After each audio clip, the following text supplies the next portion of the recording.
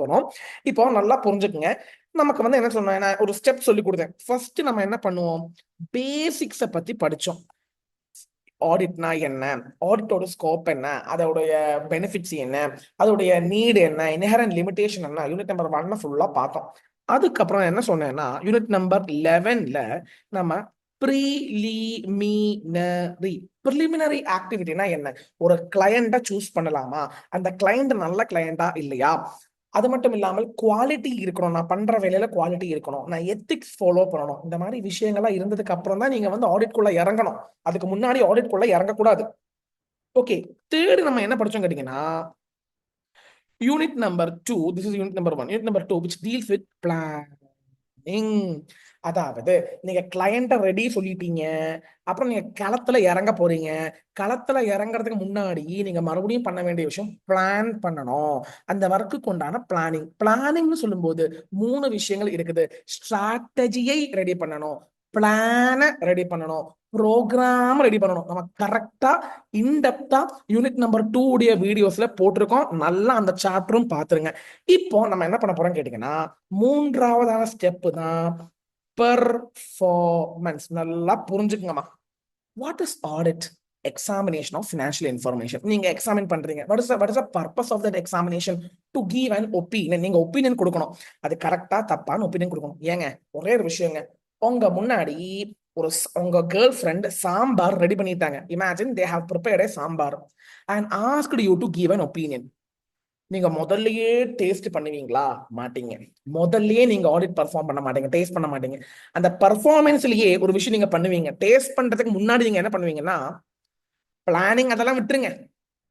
Taste பண்றதுக்கு முன்னாடி இந்த சாம்பாரை சாப்பிடலாமா, இந்த சாம்பாரை ஃபர்ஸ்ட் ஆஃப் ஆல் டேஸ்ட் பண்ணலாமா, ஏமா எப்ப ப்ரிப்பேர் பண்ண, எனத்தெல்லாம் போட்டு ப்ரிப்பேர் பண்ண, என்ன மனம் ரொம்ப கேவலமான மனமா இருக்குது. அதாவது நீங்க என்ன பண்றீங்கன்னா, நீங்க அந்த எக்ஸாமின் பண்றதுக்கு முன்னாடி அதில என்னெல்லாம் தவறுகள் வரத்துக்குண்டான வாய்ப்புகள் இருக்குது, what all mistakes could happen. Mistake இருக்கா இல்லையான்னு இல்ல, you will find it out later. ஆனா அதுக்கு முன்னாடி you will do risk assessment procedure. What is meant by risk assessment procedure? அதாவது நான் ஆடிட் பண்ணற எஃப்எஸ்ல தப்புகள் இருக்கிறதுக்கு உண்டான பாசிபிலிட்டி. நிறைய பாசிபிலிட்டிஸ் இருக்கும். சாம்பார் நல்லா இருக்குமா, ஏமா எப்ப ப்ரிப்பேர் பண்ண, என்ன வெஜிடபிள் போட்டு ப்ரிப்பேர் பண்ண, எவ்வளவு உப்பு போட்ட, என்ன ஸ்டைல்ல டிஷ் பண்ணி நிக்கிறீங்க, யூ வில் இன்கொயர் எவ்ரிதிங். நீங்க ஃபர்ஸ்ட் முதல்ல கேப்பீங்க, தெரிஞ்சுப்பீங்க. அதாவது அந்த எஃப்எஸ்ல தப்பு இருக்கா இல்லையான்னு நீங்க எப்ப பாப்பீங்க, நான் சொல்றேன் கேட்டுக்கினே போங்க. அந்த எஃப்எஸ்ல தப்புகள் உண்டாகிறதுக்கு உண்டான வாய்ப்புகள், what are the possibilities of mistake, அதெல்லாம் ரிஸ்க் அசஸ்மெண்ட். அதுக்கப்புறம் ஆஃப்டர் ரிஸ்க் அசஸ்மெண்ட் தான் நீங்க என்ன பண்ணுவீங்க, ஃபர்தர் ஆடிட் ப்ரொசீஜர். ரிஸ்க் அசஸ்மெண்ட்டுக்கு அப்புறம் further audit procedure. What is meant by further audit procedure? அதாவது அப்பதான் நீங்க என்ன பண்ணுவீங்க, செக்கிங் பண்ணிட்டு சாம்பார் நல்லா இருக்கா இல்லையான்னு ஒப்பீனியன் கொடுப்பீங்க. முதல்லயே நீங்க டெஸ்ட் பண்ண மாட்டீங்க. டெஸ்ட் பண்றதுக்கு முன்னாடி நீங்க அதுல தப்புகள் இருக்கிறதுக்கு உண்டான வாய்ப்புகள், chances of mistake, you will understand the possibilities, the factors that cause mistake. என்னத்தினால மிஸ்டேக் வரதுக்கு உண்டான வாய்ப்புகள் இருக்குது. நீங்க அதை புரிஞ்சு வச்சுக்கிட்டீங்கன்னா அதோட basis you will do checking. My question is, ரொம்ப ரிஸ்கா இருக்கு, நான் கேட்கிறேன். there is a high chance of mistakes இருக்கிறதுக்கு உண்டான வாய்ப்புகள் ரொம்ப ரொம்ப, mistakes or misstatements எப்படி வேணா சொல்லலாம். misstatement mistake எல்லாம் ஒண்ணுதான். there is a high chance of mistakes, there is a high chance of misstatement. When the chance is very high, there is a high chance of mistakes or misstatements, there is a high chance of mistakes or misstatements. What will happen? Auditor have to check more. You will check more. If the risk is low, you won't check more, instead you will check less. So RAP will, risk assessment procedure, will help you to do FAP, checking, further audit procedure. FAP will help you to give an opinion. RAP will not help to give an opinion. Only FAP will give you the basis for opinion. RAP பண்ணிட்டோம்னா opinion கொடுக்க முடியாது. Rap பண்ணினோம்னா தப்புகள் உண்டாகிறதுக்குண்டான வாய்ப்புகள், தப்புகள் எதனால எல்லாம் வரலாம். How mistakes will happen? What is the element of risk involved in FS? ஏன் FS தப்பா இருந்தா எனக்கும் ரிஸ்க் கூடும், ஆடிட்டருக்கும் ரிஸ்க் கூடும். ஏன்னா ஆடிட்டர் நல்லா கண்டுபிடிக்கணும் இல்ல, அத தப்பா கண்டுபிடிக்கணும் இல்ல. அது சின்ன விஷயம் நினைச்சிட்டு இருக்கிறீங்களா? எஃப்எஸ்க்குள்ள மிஸ்டேக் வரத்துக்குண்டான சான்ஸ் தான் ரேப். அதை அனலைஸ் பண்றதுதான், அசஸ் பண்றதுதான் ரேப். அது பண்ணினதுக்கு அப்புறம் அதோட பேசிஸ்ல ஃபேப் பண்ணுவீங்க. ஃபேப்னா செக்கிங், இன்டெப்தா நீங்க செக் பண்ணுவீங்க. சொல்லித்தரேன், கொஞ்சம் வெயிட் பண்ணிட்டே போங்க. நம்ம அதை சப்ஸ்டான்சிவ் ப்ரொசீஜர்ஸ் எல்லாம் சொல்லுவோம், கேட்டுக்கிட்டே போங்கம்மா ஃபர்ஸ்ட். அதுக்கப்புறம் தான் நீங்க என்ன பண்ணுவீங்க, you will give an opinion. Sir எதை பத்தி படிக்க போறோம், ஒரு ஓவரால் ஐடியா கிடைச்சு நம்புறேன். நம்ம இந்த சாப்டரை படிக்க போறது ரிஸ்கை அசஸ் பண்ண போறோம். என்ன ரிஸ்க் சார்? எஃப்எஸ்ஸில் தப்புகள் வரத்துக்குண்டான risk. FS may be misstated. FS may have mistake. What is the causes of this mistake? You have to understand the risk involved.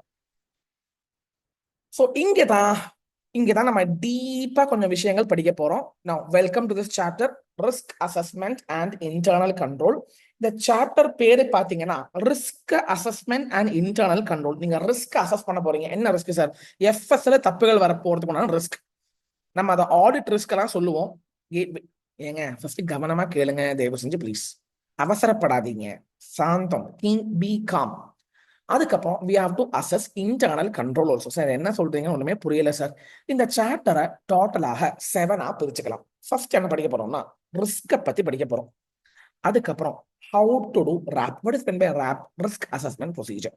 அதுக்கப்புறம் நம்ம என்டிட்டியை எப்படி புரிஞ்சுக்கணும், என்டிட்டினா கிளையண்ட்டை நம்ம எப்படி புரிஞ்சுக்கணும்னு பார்க்க போறோம். அதுக்கப்புறம் கண்ட்ரோலை பத்தி தெரிஞ்சுக்க போறோம்.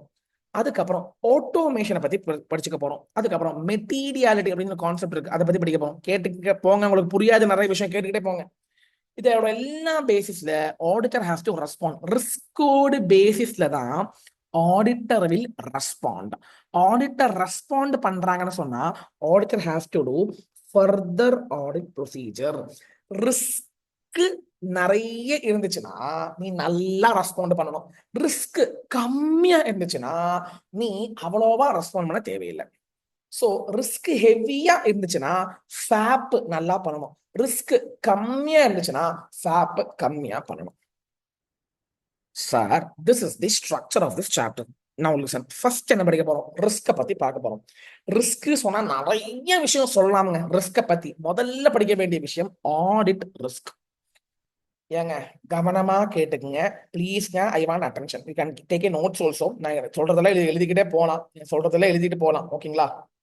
என் நோட்டும் திறந்து வச்சுக்கோங்க, அங்கேயும் மார்க் பண்ணலாம். கொஞ்சம் வெயிட் பண்ணிட்டே போங்க. நான் இப்ப என்ன படிக்க போறேன்னு கேட்டீங்கன்னா audit risk. Risk that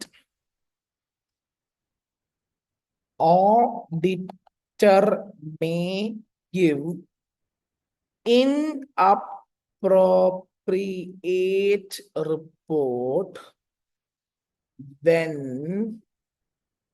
FS is materially misstated. கவனம் ப்ளீஸ். இது ஆடிட் ரிஸ்க்னா என்ன சார் கேளுங்க. தவறான ரிப்போர்ட் கொடுக்கிறாரு ஆடிட்டர். எப்போ? FS is materially mistaken. எஃப்எஸ்ல நிறைய தப்பு இருக்குது. ஆனா ஆடிட்டர் சொல்றாரு பக்காவா இருக்குதியா, தரமான எஃப்எஸ்சியா அப்படின்னு சொல்லி கொடுக்குறாங்க. சாம்பார்ல ஃபுல்லா உப்பு கரிக்குது, ஆனா சூப்பர் சாம்பார் அப்படின்னு சொன்னா யோ நீ என்ன நல்ல ஒப்பீனியனே கொடுத்த, என்ன ஒப்பீனியன் கொடுத்திருக்கிற நீ அப்படின்னு கேட்பாங்கல்ல, யூசர்ஸ் கேட்பாங்கல்ல. யூசர்ஸ்னா யாரு எல்லாம் ஃபர்ஸ்ட் சாப்டர்ல படிச்சிருக்கிறோம். எடுத்து போயிட்டு ஃபர்ஸ்ட் சாப்டர் பார்த்துட்டு வாங்க. நான் என்ன சொல்றேன்னா சாம்பார்ல உப்பு இருக்குது, சாம்பார் நல்லா இல்லைன்னு சொல்லணும். ஆனா நல்லா இருக்கு சொன்னா it's an inappropriate report. FS, Sambar is having mistake, but auditor is telling Sambar is good. அதே மாதிரி FSல தப்பு இருக்குது, FS நல்லா இருக்குதுன்னு ஆடிட்டர் சொல்றாரு. லிசன் லிசன் லிசன், இங்க வரக்கூடிய விஷயம் தான், நல்லா கேட்டுக்குங்க, நல்லா கேட்டுக்குங்க. FS is materially misstated because of two risks: inherent risk and control risk. Auditor may give an inappropriate report because of detection risk. கேட்டுக்கிட்டே போங்க. FSல தவறுகள் இருக்குது. என்னத்தினால இருக்கலாம், என்னத்தினால ரிஸ்க் வரலாம்? இன்ஹரண்டாக தப்புகள் இருக்கும். இன்ஹரண்ட்னா அன்அவாய்டபிள். கேட்டுக்கிட்டே போங்க. ஏங்க நீங்க சொல்லுங்க, can you tell me that 100% எல்லாம் கரெக்ட்னு சொல்ல முடியுமா? எல்லாமே பக்கா, எல்லாமே கரெக்ட் சொல்ல முடியுமா? முடியாது. there is always a chance. நீங்க எக்ஸாம்ல சூப்பரா எழுதினாலும் 100ல 100 மார்க் கொடுப்பாங்களா? ஆடிட்டிங்ல சத்தாலும் கொடுக்க மாட்டாங்க.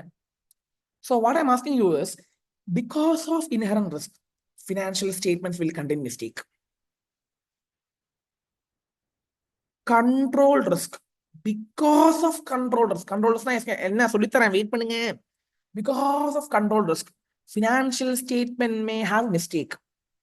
சார் டிடெக்ட் பண்ண முடியல சார், தப்பா கண்டுபிடிக்க முடியல சார், அப்ப நான் என்ன ரிப்போர்ட் கொடுப்பேன்? Inappropriate report. சரிங்களா?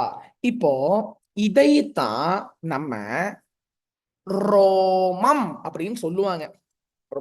ரோமம் இன் மலையாளம், ரோமம் மீன்ஸ் முடி அப்படின்னு சொல்லுவாங்க. சரிங்களா? ROMM, risk of material misstatements in FS. FSல தப்புகள் இருக்கும், மெட்டீரியல் தப்புகள், பெரிய தப்புகள் இருக்கும். எதனால? இன்ஹரண்ட் ரிஸ்க்னாலையும் கண்ட்ரோல் ரிஸ்க்னாலையும் இருக்கு. இதனால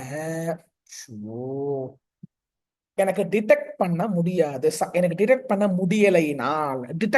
முடியலைனால் ஐ மைன் கிவ் இன்அப்ரோப்ரியேட் ரிப்போர்ட். இதனால என்னுடைய ஆடிட் ரிஸ்க் ஹையா இருக்கும். What is audit risk? Risk that auditor may give inappropriate report when FS is materially mistaken. FSல தப்பு இருக்குது, ஆனா ஆடிட்டர் கரெக்ட் சொல்றாரு. ஏன்? FSல தப்பு இருக்குது. எதனால? இன்ஹரண்ட் ரிஸ்க்னாலையும் ஆகலாம், கண்ட்ரோல் ரிஸ்க்னாலையும் ஆகலாம். சார் என்னால கரெக்ட் ரிப்போர்ட் கொடுக்க முடியல, ஏன்? டிடெக்ஷன் ரிஸ்க்னால ஆகலாம். இது எல்லாம் சேர்ந்த கலவை தான், இதோடைய காம்பினேஷன் தான் நம்ம ஆடிட் ரிஸ்க் அப்படின்னு சொல்லுவோம். இன்ஹரண்ட் ரிஸ்க்கும் கண்ட்ரோல் ரிஸ்க்கும் சேர்த்தினா என்ன ஆகும்? FS தப்புகள் வரத்துக்கு உண்டான வாய்ப்பு புரியும். அதுக்கு பேர் தான் risk of material misstatement in FS. Material அப்படின்னு சொன்னா என்னது? மெட்டீரியல்னா அது யூசர்ஸை பாதிக்கக்கூடிய விஷயம். ஏங்க கல்லால ₹1 திருடிட்டான், அது போயா அங்கிட்டு, ₹1 தானே. கல்லாலேந்து 5000 திருடிட்டான், போயா அங்கிட்டு அப்படின்னு சொல்ல முடியுமா? முடியாது. ஏன்னா அது மெட்டீரியலான விஷயம், குரூஷியலான சம்பவம். So auditor may give inappropriate report when FS is material misstatement. இதுக்கு பேர் தான் நம்ம ஆடிட்டர் சொல்லுவாங்க. ஆடிட்டர் ஆடிட் ரிஸ்கை எலிமினேட் பண்ண முடியாது. Auditor cannot eliminate risk. He can reduce to low level. Inherent ரிஸ்க்னாலையும் கண்ட்ரோல் ரிஸ்க்னாலையும் FS தப்புகள் வரும். டிடெக்ட் பண்ண முடியலையா நான் ரிப்போர்ட் கரெக்டா கொடுக்க முடியாது. இது எல்லாத்தினாலையும் சேர்ந்து எனக்கு ரிஸ்க் கூடும். ஆடிட்டருக்கு அந்த ஒப்பீனியன் கொடுக்கறதுல ரிஸ்க் கூடும். இதுக்கு பேர் தான் ரிஸ்க். இன்ஹரண்ட் ரிஸ்க்னாலையும் கண்ட்ரோல் ரிஸ்க்னாலையும் FSல தப்புகள் இருக்கிறதுக்கு உண்டான வாய்ப்புகள் உண்டு. FSல டிடெக்ஷன் ரிஸ்க்னால ஆடிட்டருக்கு ஒப்பீனியன் கொடுக்க முடியாது. இது எல்லாத்தினாலையும் என்னுடைய எனக்குண்டான ஆடிட்டர் ரிஸ்க் கூடும். சார் பக்காவான ஒரு விஷயம் கிடைச்சது நம்புறேன். ஃபர்ஸ்ட் ஆஃப் ஆல் நீங்க ப்ராப்பரா எழுதி போடுங்கம்மா. ஒரு நோட் புக்ல ஃபர்ஸ்ட் ப்ராப்பரா எழுதி போடுங்க. Auditor may give inappropriate report when FS is materially misstated. Stop writing. My question. உங்க மூளை இருக்குதா பார்க்கட்டும். ஏன்னா சாந்தமா சொல்லிட்டு இருக்கிறேன், அவசரப்படாம கேளுங்க. Auditor gives inappropriate report when FS is not misstated. FS தப்பே இல்ல, ஆனா ஆடிட்டர் தப்பு இருக்குது சொல்றாரு. whether it is an audit risk, answer is no. No. FS தப்பு இருந்து தப்பு இல்லை சொல்றதுதான் குற்றம். சாம்பார்ல உப்பு இருந்து உப்பே இல்ல சொல்றது குற்றம். சாம்பார்ல உப்பு இல்ல, ஐயே நல்லாவே இல்ல, உப்பு இருக்குது சொல்றது குற்றம் கிடையாது அப்படின்னு நான் சொல்லல, இந்த சாப்டர் சொல்லுது. நான் சொல்லல, குற்றம் தான். ஆனா இந்த சாப்டர் அதை குற்றமாக எடுக்கவில்லை. அதுதான் எஃப்எஸ்ல தப்பு இருக்கணும். And auditor is giving not a proper opinion. அப்ப ரிஸ்க் இருக்கும். சார் எஃப்எஸ்ல தப்பே இல்ல, FS is not misstated, auditor is giving different opinion, whether there is audit risk, no. Are you guys understanding the point? Yes or no? So ப்ராப்பரா புரிஞ்சு வச்சுக்கங்க. இதை நீங்க பக்காவா புரிஞ்சுக்கிட்டாலே பல விஷயங்கள் ரெடி ஆயிடும். Risk of material misstatement in FS அப்படின்னு சொன்னா என்னது? ROMM சொன்னா என்ன? எஃப்எஸ்ல தப்புகள் வரத்துக்கு உண்டான சான்ஸ், தப்புகள் இருக்கு நான் சொல்லல, தப்புகள் வரத்துக்கு உண்டான சான்ஸ், அதுதான் ROMM. டிடெக்ஷன் ரிஸ்க், கண்டுபிடிக்க முடியல, தான் detection risk. Auditor cannot eliminate risk, but he can only reduce the risk. This is told in SA 200, which you might have already studied in chapter number 1. Okay, now இவ்வளவு விஷயம் புரிஞ்சுக்கிட்டீங்கல்ல? நம்ம book எடுங்க, ஒரு நிமிஷம் book எடுங்க. Audit risk means risk that auditor gives an inappropriate report when FS is materially missing. சொல்லி கொடுத்துட்டேன் 5 time. Why? இப்போ inappropriate ஆன ரிப்போர்ட் கொடுத்தால் ஆடிட்டருக்கு மானக்கேட் ஆயிடும், ஆடிட்டருடைய ரெப்யூட்டேஷன் போயிடும், ஆடிட்டருக்கு எகெயின்ஸ்டா கேஸ் எடுப்பாங்க. ஆடிட்டர் தப்பான ரிப்போர்ட் கொடுக்குறான்னா சும்மாவா இருப்பாங்க? செருப்பால அடிப்பாங்க. அதே மாதிரி sorry to use that word, I should not use it. ஆனா நான் சொன்னது என்னன்னா, it will be a very bad issue ஆகும். நம்ம என்ன பண்ணணும்? ப்ராப்பரான ரிப்போர்ட் தான் கொடுக்கணும். நம்ம அந்த மாதிரி அவாய்ட் பண்றதுக்கு, அந்த ரிஸ்க் அவாய்ட் பண்றதுக்கு, I should try to reduce it to acceptable low level. ROMM and detection risk சேரும் போதுதான் என்ன உருவாகுது? ஆடிட்டர்ஸ் மார்க் பண்ணிக்கிட்டே போங்க. ROMMல இன்ஹரண்ட் ரிஸ்க்கும் இருக்குது, கண்ட்ரோல் ரிஸ்க்கும் இருக்குது. ROMMனால FSல தப்புகள் வரத்துக்குண்டான ப்ராபபிலிட்டி, தப்பு இருக்குதுன்னு இல்லை, தப்பு வரத்துக்குண்டான chance. Risk of material misstatement is nothing but risk that FS may have mistake. It's a probability that there is a mistake. There's a probability of fraud. ROMM is a risk that FS is having, FS may have a misstatement. அதுக்குதான் risk இருக்குது. நல்லா படிச்சு வச்சுக்கோங்க. இப்போ இவ்வளவு நேரம் material misstatement சொல்லிட்டு இருக்கிறீங்களே, மெட்டீரியல்னா என்ன? crucial from whose point of view? users point of view. அது ரொம்ப இம்பார்ட்டன்ட். மிஸ்டேட்மெண்ட்னா என்ன? மிஸ்டேட்மெண்ட்னா மிஸ்டேக், அதான் மிஸ்டேக்மெண்ட் சொல்றாங்க. மிஸ்டேக்மெண்ட்னா தப்பு. எதுல சார் தப்பு? அமௌண்ட்ல தப்பாகலாம், கிளாசிபிகேஷன்ல தப்பாகலாம், பிரசன்டேஷன்ல தப்பாகலாம். It's a difference in amount, classification, presentation. Sir listen, ப்ராப்பரா கேளுங்க. எதோடு அடிப்படையில அமௌண்ட், கிளாசிபிகேஷன், பிரசன்டேஷன் இருக்கணும்? AFRF, applicable financial reporting framework. அது AS ஆகலாம், IND-AS ஆகலாம். ஏங்க FS-AS அடிப்படையில் இருக்கணும், இல்லைன்னா IND-AS அடிப்படையில் இருக்கணும். அந்த இப்ப AS ஃபாலோ பண்ணிட்டு இருக்கீங்க, ஆனா ப்ராப்பரா கிளாசிஃபை பண்ணல, ப்ராப்பரா டிஸ்க்ளோஸ் பண்ணல, அமௌண்ட் வேல்யூ பண்ண அமௌண்ட். ஏங்க இன்வென்ட்ரி நீங்க cost R net realisable value லோவர்ல பண்ணவே இல்லை, AS ஃபாலோ பண்ணவே இல்லை, இது தப்பா இல்லையா? தப்பு. Difference in amount, classification, presentation, which is not as per applicable financial reporting framework.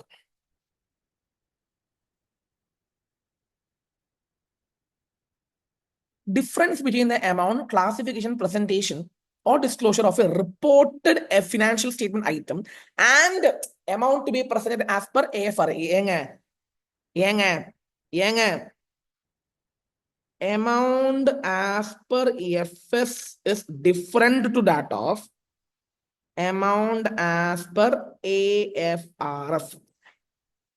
As per AS2, inventory is 5 lakh. But as per my FS, inventory is only 3 lakh. Oh my God. Is this a difference? Yes. Is this a mistake? Yes. Is this a material mistake? மெட்டீரியலா இல்லையா அது auditor பார்த்துப்பாங்க, நீங்க பார்க்க வேணும். Are you getting the point? என்னெல்லாம் படிச்சோம் sir? இப்போ ஆடிட்டர்ஸ்னா என்ன? எஃப்எஸ்ல தப்பு இருக்குது, ஆனா ஆடிட்டர் இஸ் கிவிங் தப்பான ரிப்போர்ட். தப்பான ரிப்போர்ட்னா என்ன? சாம்பார்ல உப்பு, சாம்பார் நல்லா இருக்கு சொல்றாரு. எஃப்எஸ்ல தப்பு, எஃப்எஸ் சூப்பரா இருக்கு சொல்றாரு. இதுதான் ஆடிட் ரிஸ்க். நவ் எஃப்எஸ்ல தப்புகள் உண்டாகிறதுக்கு உண்டான ரிஸ்க், வாய்ப்புகள், probability because of inherent risk, control risk. அதைத்தான் நம்ம ROMM சொல்லுவாங்க, சேர்த்தி ROMM சொல்லுவாங்க. என்னால தப்பு கண்டுபிடிக்க முடியல, we call it as detection risk. Detect பண்ண முடியல, அதான் detection risk. What is misstatement? Difference in amount classification presentation as per the amount stated and as per AFRF. Financial reporting framework la சொல்ற அமௌண்டும் and FS இருக்கிற அமௌண்டும் same ஆக மாட்டேங்குது, difference இருக்குது. We call that as misstatement. அது material ஆயிடுச்சுன்னா we call them as material misstatement. மெட்டீரியல்னா என்ன sir? படிப்போமுங்க. As per the auditor's professional judgment. As per auditor's professional judgment, it will be a misstatement, material misstatement. படிக்கலாம், wait பண்ணுங்க. Auditor அது சிந்திச்சு சொல்லுவாரு அது மெட்டீரியலா இல்லையா சொல்லிட்டு. Okay, now moving on to next section. Inherent riskனா என்ன, கண்ட்ரோல் ரிஸ்க்னா என்ன, detection risk. First of all நான் இப்போ சொல்லிடுறேன், ரிஸ்க பத்தி எங்க சொல்லியிருக்கிறாங்க? SA 200ல தான் சொல்லியிருக்கிறாங்க, SA 200ல தான் சொல்லியிருக்கிறாங்க. ஸோ இன்ஹெரண்ட் ரிஸ்க்னா என்ன, கண்ட்ரோல் ரிஸ்க்னா என்ன, டிடெக்ஷன் ரிஸ்க்னா என்ன, அதை பத்தி நிறைய விஷயங்கள். ஆனா அதுக்கு ஓகே, வீல் டேக் நெக்ஸ்ட் செஷன்ல எடுத்துக்கலாம், பரவாயில்ல. சோ அதுக்குள்ள நம்ம வந்து ரிவைஸ் பண்ணிட்டு வாங்க. படிச்ச விஷயத்த, மார்க் பண்ண விஷயம் நல்லா 2-3 டைம்ஸ் ரிவைஸ் பண்ணிட்டு வாங்க, சரிங்களா? Thank you guys. ஸோ ROMM படிச்சுக்கிட்டு இருக்கிறோம். ஸோ நம்ம வந்து ROMMனா என்னவும் என்னவும் அதுல வரும். இன்ஹெரண்ட் ரிஸ்க்கும் வரும், கண்ட்ரோல் ரிஸ்க்கும் வரும். இன்ஹெரண்ட் ரிஸ்க்னு சொன்னா அது எப்பொழுதுமே ஒரு தப்பு இருக்கும், சரிங்களா? கண்ட்ரோல் ரிஸ்க்னா என்ன? இன்ஹெரண்ட் ரிஸ்க்னா எப்பொழுதுமே யூ பி ஹேவிங் மிஸ்டேக். அந்த மிஸ்டேக் வந்து சரி பண்ண முடியவே முடியாது, அன்அவாய்டபிள், அவாய்ட் பண்ணவே முடியாது. கண்ட்ரோல் ரிஸ்க், கண்ட்ரோல் ரிஸ்க்னா கண்ட்ரோல் இருக்குது ஆனா பயன் இல்ல, கண்ட்ரோல் இருக்குது ஆனா ப்ராப்பரா வேலை பண்ணல. புரியல சார்? யோ, சிசிடிவி இருக்குதியா இன்வென்டரி ஸ்டோரேஜ் இருக்கிற வேர் ஹவுஸுக்குள்ள, ஆனா அந்த சிசிடிவி டம்மியான சிசிடிவியா? பிரயோஜனம் இருக்குதா? இல்ல. So listen properly. இந்த ROMM வந்து நான் என்ன சொன்னேன், எஃப்எஸ் தப்புகளாகிறதுக்குண்டான வாய்ப்பு, அதனால் ROMM. FS may be misstated as a whole. FS மொத்தமா தப்பு வரலாம், or at assertion level. Assertion level na each item wise, அதாவது account balance, அதாவது balance sheet item, P&L items, disclosures.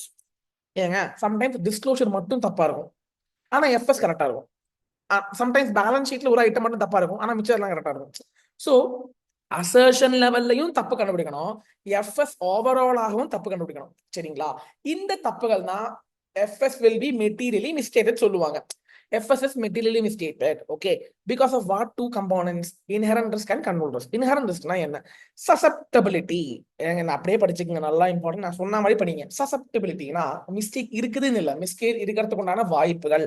Susceptibility, suspiciousness, mistake இருக்கலாம். ஏங்க mistake இருக்குதுன்னு சொல்ல முடியாது, அது ஃபர்தர் ஆடிட் ப்ரொசீஜர் பண்ணும்போது தான் தெரிய வரும், செக்கிங் பண்ணும்போது தான் தெரிய வரும். இப்ப நான் செக்கிங் பண்றது இல்ல, இப்ப ரிஸ்க புரிஞ்சுக்கிறேன்.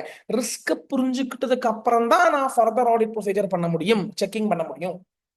Susceptibility of an assertion about class of transaction na என்னது? P&L item.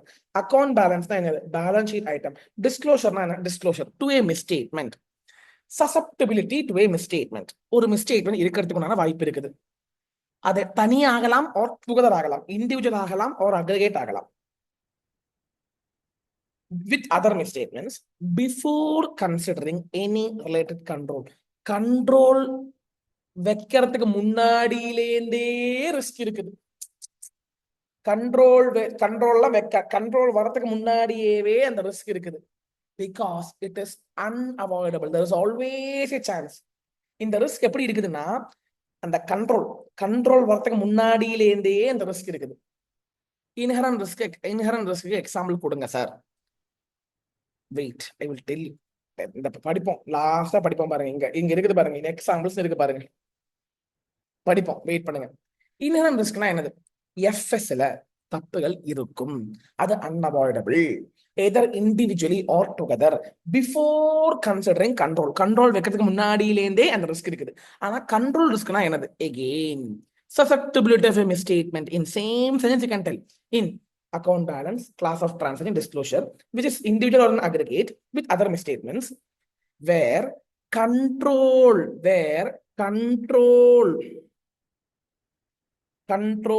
will not be able to prevent, detect or correct misstatements. Misstatements prevent பண்ண முடியாது. கண்ட்ரோல் இருக்கு, control present, but control is unable to prevent, unable to detect, unable to correct the misstatements. mistakes சரி பண்ண முடியல. Control இருந்துட்டும் பிரயோஜனம் இல்ல. CCTV இருந்துட்டும் உன்னால ஒன்றும் பண்ண முடியல, தப்ப கண்டுபிடிக்க முடியலன்னா கண்ட்ரோல் ரிஸ்க்.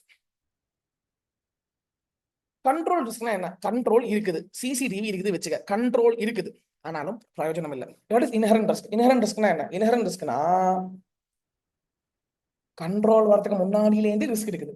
இது ரெண்டுனால தான் எஃப்எஸ்ல தப்புகள் வருது. What is inherent risk? எங்கூடயே படிங்க. Risk, susceptibility of an assertion to misstatement. susceptibility of an assertion சொல்லும்போது பேலன்ஸ் ஷீட் ஐட்டம் ஆகலாம், பிஎன்எல் ஐட்டம் ஆகலாம், டிஸ்க்ளோஷர் ஆகலாம், டு ஏ மிஸ்டேட்மெண்ட். அது இண்டிவிஜுவலி ஆகலாம் ஒரு நிறைய ஆகலாம். பிஃபோர் கன்சிடரிங் த இன்டர்னல் கண்ட்ரோல்னா inherent risk. That control is unable to prevent, detect or prevent fraud. ஃப்ராடையோ எரர்ஸையோ control will not be able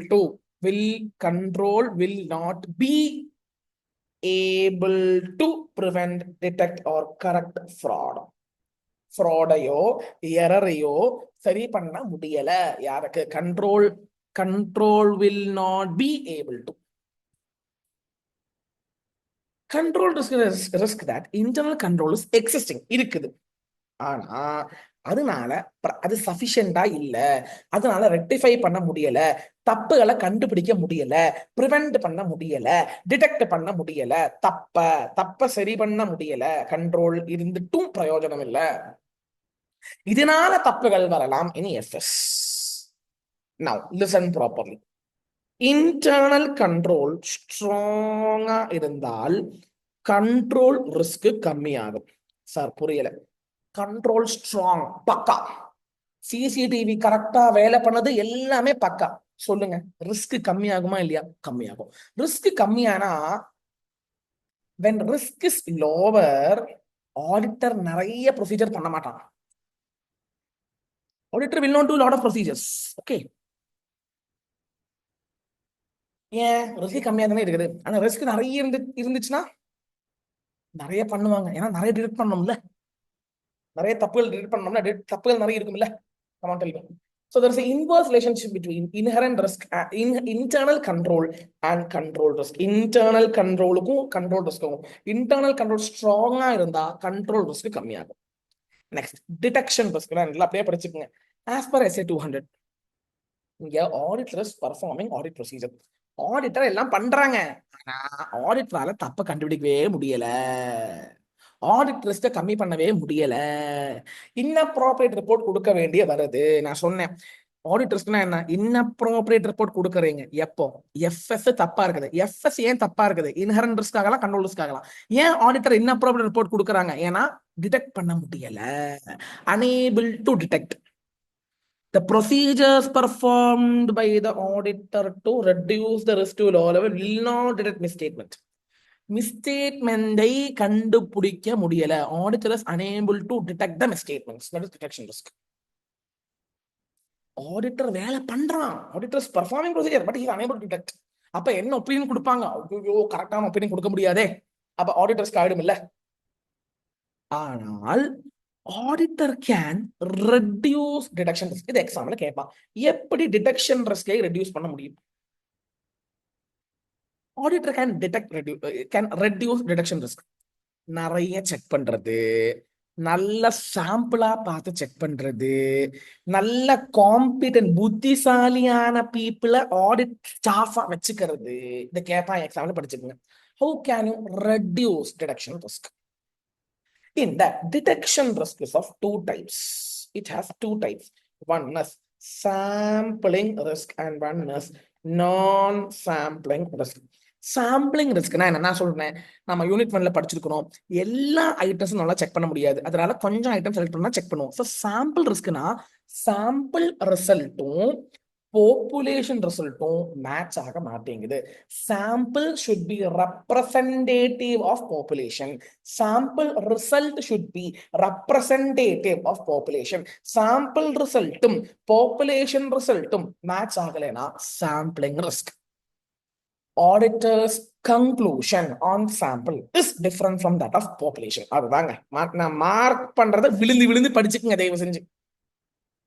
what is non sampling? Non sampling ரிஸ்க்னா auditor புத்தி இல்லாம வேலை பண்றாங்க, ஆடிட்டர் தப்பு தப்பான கன்க்ளூஷன்ஸ் கொண்டு வராங்க, ஆடிட்டர் இன்அப்ரோப்ரியேட் ப்ரொசீஜர் பண்றாங்க, கரெக்டான ரிலவெண்டான வேலையை பண்ண மாட்டேங்கிறீங்க, என்னத்தையோ பண்ணிட்டு இருக்கீங்க, யூஸ் தனமா பண்ணிட்டு இருக்கீங்க. அதான் நான் sampling risk.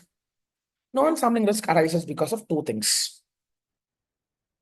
Inappropriate procedure leads to wrong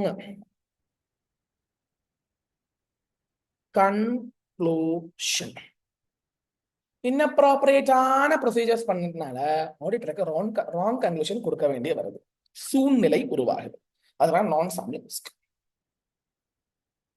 ஓகேங்களாங்க, ஒரு நிமிஷங்க. இங்க பாருங்க, audit risk is a function of ROMM and DR. ROMM into DR தான் into DR தான் ஆடிட் ரிஸ்க். ROMMனா என்ன? இன்ஹரண்ட் ரிஸ்க்கும் கண்ட்ரோல் ரிஸ்க்கும் சேர்ந்தது தான் ROMM. அதனால FS தப்பு வருது. டிடெக்ஷன் ரிஸ்க்னால ஆடிட்டருக்கு டிடெக்ட் பண்ண முடியல, சோ ஒப்பீனியன் கரெக்டான ஒப்பீனியன் கொடுக்க முடியல, எல்லாம் சேர்ந்து ஆடிட்டரோட உசிரை வாங்குது. அதுதான் பிரச்சனை.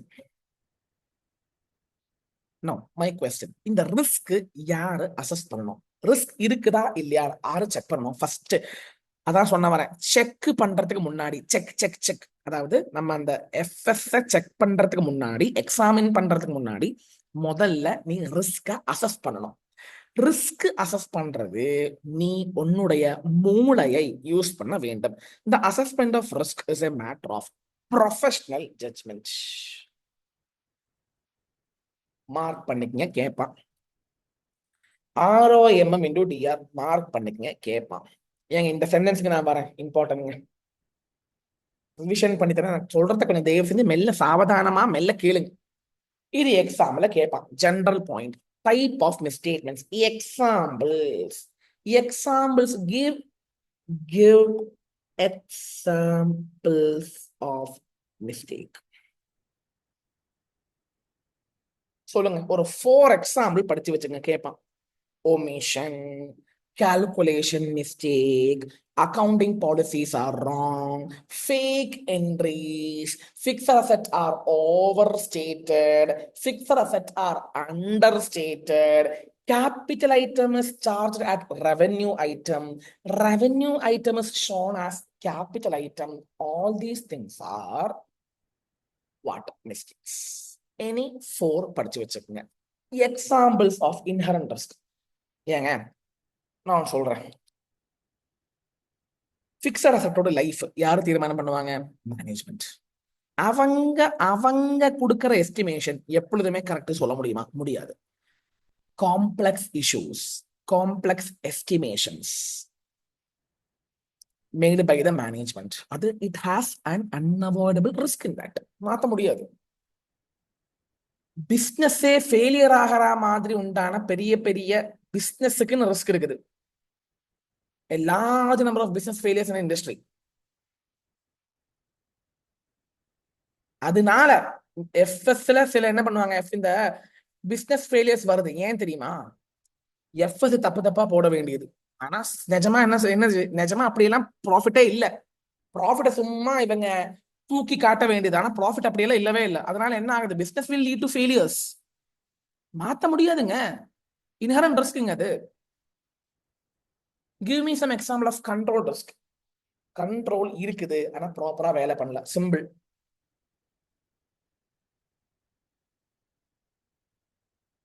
சேஃப் லாக்கர்ல காசு வைக்கணும்னு சொல்லியிருக்கிறாங்க, ஆனா காசு வைக்கிறது இல்ல. entity has devised a control that fire extinguisher and smoke detector, இதெல்லாம் சும்மா ரீட் பண்ணி வச்சுக்கிட்டா போதும், are in place and are in working condition to reduce the fraud. The risk that fire extinguisher is placed are expired or not been refilled. ஏங்க fire எக்ஸ்டிங்விஷர்ஸ் இருக்குதுங்க, ஆனா ப்ராப்பரா refill பண்றது இல்ல. என்ன ரிஸ்க்? கண்ட்ரோல் ரிஸ்க்குங்க. கண்ட்ரோல் இருக்குது ஆனா ப்ராப்பரா அது வேலை பண்றது இல்ல. பெட்டி கேஷ் சிஸ்டம் இருக்குது ஆனா அதை ப்ராப்பரா யூஸ் பண்றது இல்ல. கேஷை கரெக்டா அன்னன்னைக்கு எண்ணி எண்ணி கேஷ டினாமினேஷனோட எண்ணி வைக்கணும்னு சொல்றாங்க, ஆனா என்ன எண்றது இல்ல, அப்படி பண்றது இல்ல. அந்த மாதிரி இருக்கும்போது கேஷ் கரெக்டான ஃபிகரை காட்டுமா? காட்டாது. அப்ப யாருக்கு பிரச்சனை ஆகும்? ஆடிட்டருக்கு. என்ன ரிஸ்க் வரும்? கண்ட்ரோல் ரிஸ்க் வரும். டிடெக்ஷன் ரிஸ்க்னா என்னங்க? Auditor is not devoting time for inventory count. Auditor அதை பாக்குறதே இல்லை, அப்ப டிடெக்ஷன் ரிஸ்க் தானே வருதுங்க. அவங்க எடுத்த sample is not representative to the, அவங்க ரெவென்யூ, அதாவது ரெவென்யூனா சேல்ஸுக்கு கொஞ்சம் சாம்பிள் எடுத்திருக்காங்க, ஆனா it is not having connection with population. அப்ப என்ன மாதிரியான ஒரு ஒரு என்ன சொல்றது ரிஸ்க் வருதுங்க? டிடெக்ஷன் ரிஸ்க், சாம்பிளிங் ரிஸ்க் வருதுங்க. ஏங்க இன்ஹரண்ட் ரிஸ்க், ஏங்க இதே எக்ஸாம்பிள் தான் டெக்ஸ்ட்ல கொடுத்துருக்காங்க, இது அப்படியே ரீட் பண்ணி வச்சுக்கிட்டா போதும். எக்ஸாம்பிள் எம்சிக்கு வந்தா எழுதிருங்க. இன்ஹரண்ட் ரிஸ்க்னா அந்த ரிஸ்க் மாத்தவே முடியாது. susceptibility of an misstatement to an assertion, அது இண்டிவிஜுவல் ஆகலாம் or as a whole ஆகலாம், before considering the related controls. Susceptibility of an assertion to misstatements, either individual or aggregate, that internal control is unable to prevent detect the fraud detect பண்ண முடியல, prevent பண்ண முடியல, அதுதான் control risk. But detection risk, auditor is performing procedure but he is unable to detect the misstatements. Misstatements detect பண்ணவே முடியல யாருக்கு? ஆடிட்டருக்கு. அப்ப என்ன ரிஸ்க்? Detection risk. சாம்பிள்னால அந்த ரிஸ்க் வரலாம். நான் சாம்பிளிங்னா என்ன? நான் சாம்பிளிங்னா ஆடிட்டர் ப்ராப்பரான ப்ரொசீஜர்ஸை யூஸ் பண்றது இல்ல, மூளை ப்ராப்பரா யூஸே பண்றது இல்ல. That is what we call non sampling risk. That's all with risk. இங்க audit risk do not include management risk and auditors business risk. ஏங்க ஒரு டவுட்டுங்க, இம்பார்ட்டன்ட், நல்லா கேட்டுக்குங்க ப்ளீஸ். நோட் பண்ணி வேணாலும் வச்சுக்கோங்க எங்கேயோச்சும். மேனேஜ்மெண்ட்னா யாரு? கிளையண்ட். கிளையண்ட்டுக்கு நிறைய ரிஸ்க் இருக்குது. திடீர்னு காம்படிட்டர் வந்தாங்க, காம்படிஷன் வந்துருச்சு, அப்ப யாருக்கு ரிஸ்க்? மேனேஜ்மெண்ட். கிளையண்ட்டுக்கு ரிஸ்க் தான் வேணும். கிளையண்ட்டுக்கு ரிஸ்க் தானே. அந்த ரிஸ்க பத்தியா நம்ம பேசிட்டு இருக்கிறோம்? இல்ல. கிளையண்ட் ரிஸ்க், மேனேஜ்மெண்ட் ரிஸ்க்னா clients personal risk, competition list risk, நிறைய காம்படிட்டர்ஸ் வராங்க அதனால கிளையண்ட்டுக்கு பிரச்சனை. Whether that is audit risk? No. அதே மாதிரி ஆடிட்டர்ஸ் பிசினஸ் ரிஸ்க், ஆடிட்டருக்கு பிசினஸ் ரிஸ்க் இருக்குது. என்ன சார்? புரியல சார். ஐயோ என் கிளையண்ட் என்னை விட்டு ஓடி போயிடுவானோ, ஐயோ என் கிளையண்ட் என்னை விட்டு ஓடி போயிடுவானோ, ஐயோ கிளையண்ட் காசு தராம போவானோ, அந்த ரிஸ்க பத்தி சொல்லல. ஆடிட்டருடைய ரிஸ்க பத்தி சொல்லல. Audit risk with respect to FS தான் நம்ம சொல்றோம். சார் என்ன சொல்ல வரீங்க சார்? நீங்க ஃபர்ஸ்ட் இப்ப படிச்சிட்டோம், ரிஸ்க பத்தி ஃபுல்லாவே படிச்சிட்டோம் சார். என்ன நீங்க சொல்ல? நான் சொல்றேன் கேளுங்க தயவு செஞ்சு ப்ளீஸ். ஏங்க ஆடிட் ரிஸ்க்னா என்னது படிச்சோம்? தட் இஸ் என்ன ஒப்பீனியன் கொடுக்குறாங்க ஆடிட்டர்? இன்அப்ரோப்ரியேட் ஒப்பீனியன் கொடுக்குறாங்க. எப்போ? FSS materially mistake. எஃப்எஸ் தப்பு இருக்குது ஆனா எஃப்எஸ் நல்லா இருக்குது அப்படின்னு சொல்றாங்க auditor. Is he giving good, is he giving correct report? No. எதனால? Because of detection risk. இது எதனால? Because of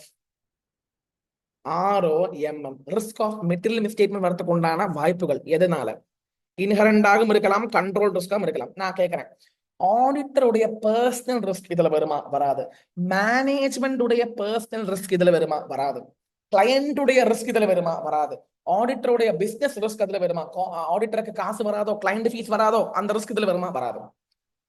Inherent risk definition: susceptibility of an assertion to a misstatement, either individually. Assertion na enna sir? P&L item, item wise போறது. P&L item, balance sheet item, disclosures வச்சு போகுது. Assertion பத்தி டீடைலா படிப்போம், wait பண்ணிட்டே போங்க. Susceptibility, வாய்ப்புகள் இருக்குது. Susceptibility of an assertion to mistake, அது இண்டிவிஜுவல் ஆகலாம், as a whole ஆகலாம். பிஃபோர் கன்சிடரிங் கண்ட்ரோல், கண்ட்ரோல் வைக்கிறதுக்கு முன்னாடியே you have risk. What is control risk? Susceptibility of an assertion to a misstatement, that internal control is unable to detect, prevent the fraud. ஃப்ராடையோ எரர்ஸையோ prevent பண்ண முடியல, control இருக்குது. But it's detection risk. Auditors unable to detect the mistake. மிஸ்டேக்கை கண்டுபிடிக்கவே முடியல ஆடிட்டருக்கு. இதெல்லாம் சேர்ந்ததுதான் ஆடிட் ரிஸ்க். மேனேஜ்மெண்ட் ரிஸ்க் வராது. ஆடிட்டர்ஸ் பர்சனல் ரிஸ்க் வராது. Should auditor understand risk? Yes. Risk புரிஞ்சுக்கிட்டா தான் ஒன்னால ஃபர்தர் ஆடிட் ப்ரொசீஜர் பண்ண முடியும். ஃபர்தர் ஆடிட் ப்ரொசீஜர்னா என்னது? வெரிஃபிகேஷன், செக் பண்றது, வவுச்சிங் பண்றது, P&L ஐட்டம்ஸ் பாக்குறது, பேலன்ஸ் ஷீட் ஐட்டம் செக்கிங், இன்டெப்தா செக் பண்றது தான் ஃபர்தர் ஆடிட் ப்ரொசீஜர். அதை பண்றதுக்கு முன்னாடி ரிஸ்க் இருக்குதா இல்லையா பார்க்கணும். ரிஸ்க் நிறைய இருக்குது. ஏங்க, நான் இப்ப லிங்க் பண்ண போறேன். Audit risk is high. அப்ப என்ன பண்ணுவோம்? more audit procedure எழுதி போடலாம். Audit risk is low, less audit procedure. Next question. Inherent risk is high, so audit risk is high. Control risk is high, அதனாலயும் என்னுடைய audit risk is high. Detection risk is high, அதனாலயும் என்னோட audit risk is high. நல்லா கேட்டுக்குங்க, நல்லா கேட்டுக்குங்க.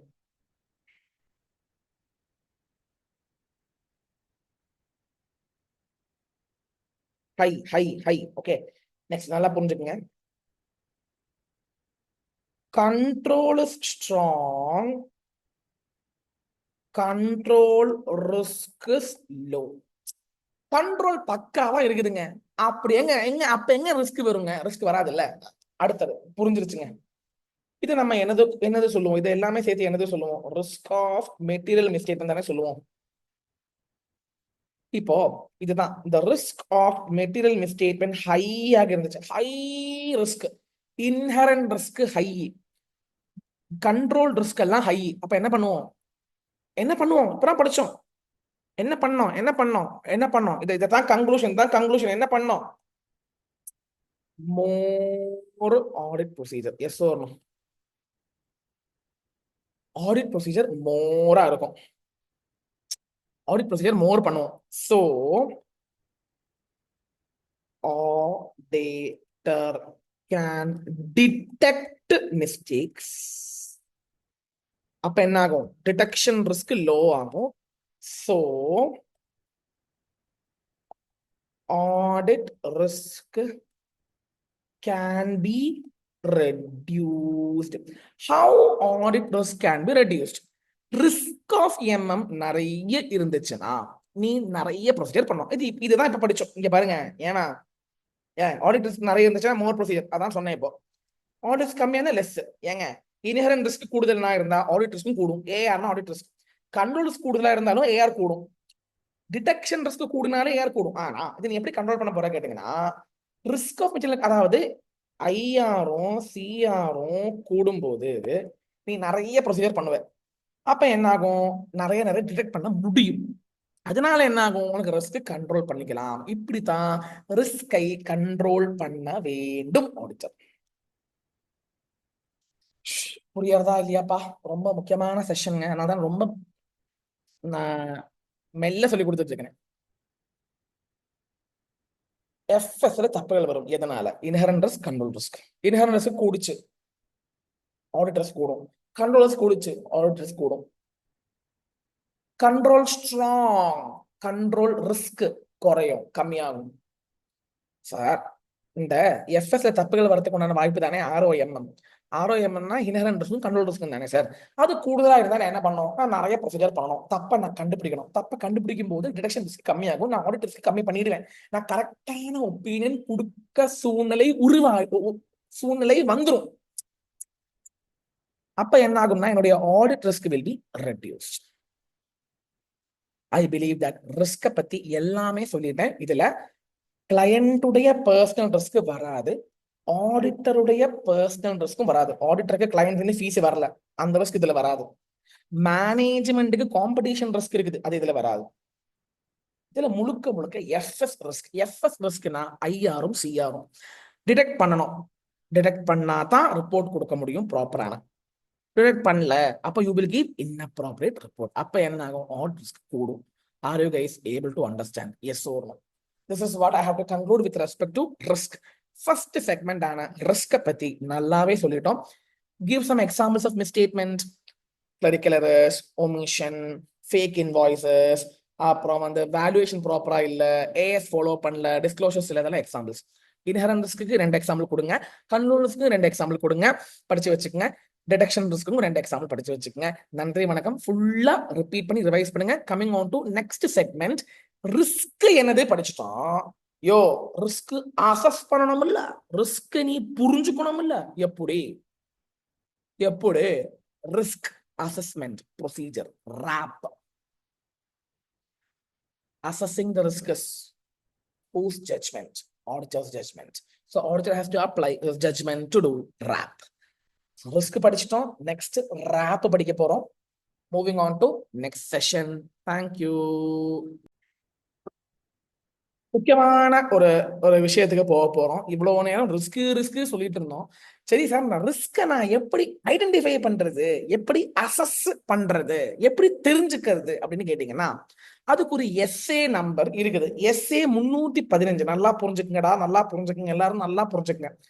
ஏங்க, இவ்வளவு நேரம் சொல்லி கொடுத்துட்டு இருந்தேன், ரிஸ்க் நல்லா படிங்கம்மா.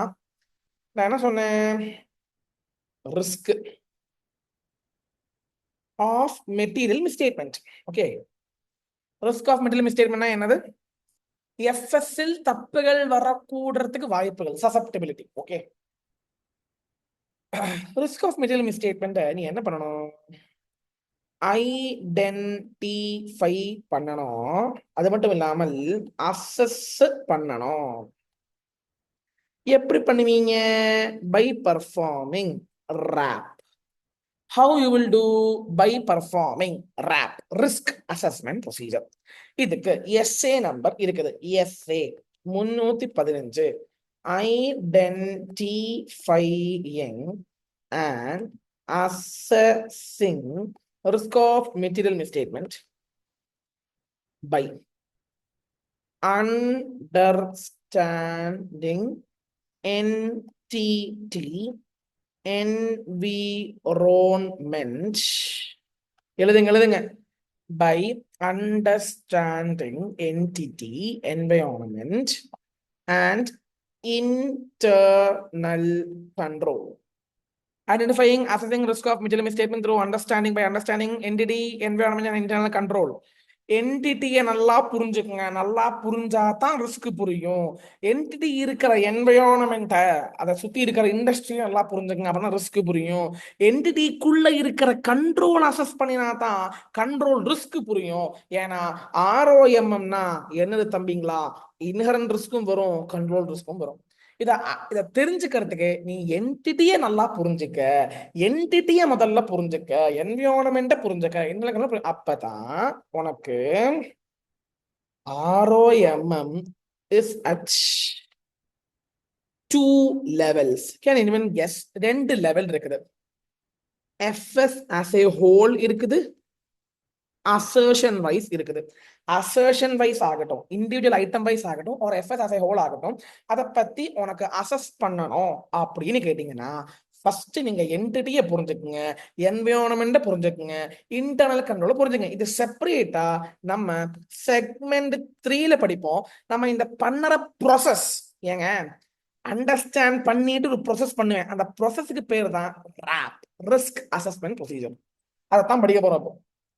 What is RAP? To assess risk. Risk of material missing ரெண்டு லெவல் இருக்குது. FS லெவல் இருக்குது, அசர்ஷன் லெவல் இருக்குது. நான் அதுல ரெண்டு கம்போனன்ட்ஸ் இருக்குது, IRம் இருக்குது, CRம் இருக்குது. இதெல்லாம் புரிஞ்சுக்கிறதுக்கு நீ என்டிட்டியை புரிஞ்சுக்கணும், என்விரான்மெண்ட் புரிஞ்சுக்கணும், இன்டர்னல் கண்ட்ரோல் புரிஞ்சுக்கணும். அதெல்லாம் SA 315 சொல்லுது. இதை பத்தி நீ எப்படி கிளையண்ட்ல நீ கிளையண்ட்டை பத்தி நீ எப்படி புரிஞ்சுக்கணும், அதை பத்தி கரெக்டா SA 315 செக்மெண்ட் 3 படிக்க போறோம். இப்ப நம்ம செக்மெண்ட் 2ல தான் இருக்கிறோம். இப்ப நம்ம என்ன பண்ண போறோம்னா RAP எப்படி பண்ணணும், ரிஸ்க் அசஸ்மெண்ட் ப்ரொசீஜர் எப்படி பண்ணணும், RAP எப்படி பண்ணணும், அதை பத்தி தான் பார்க்க போறோம்.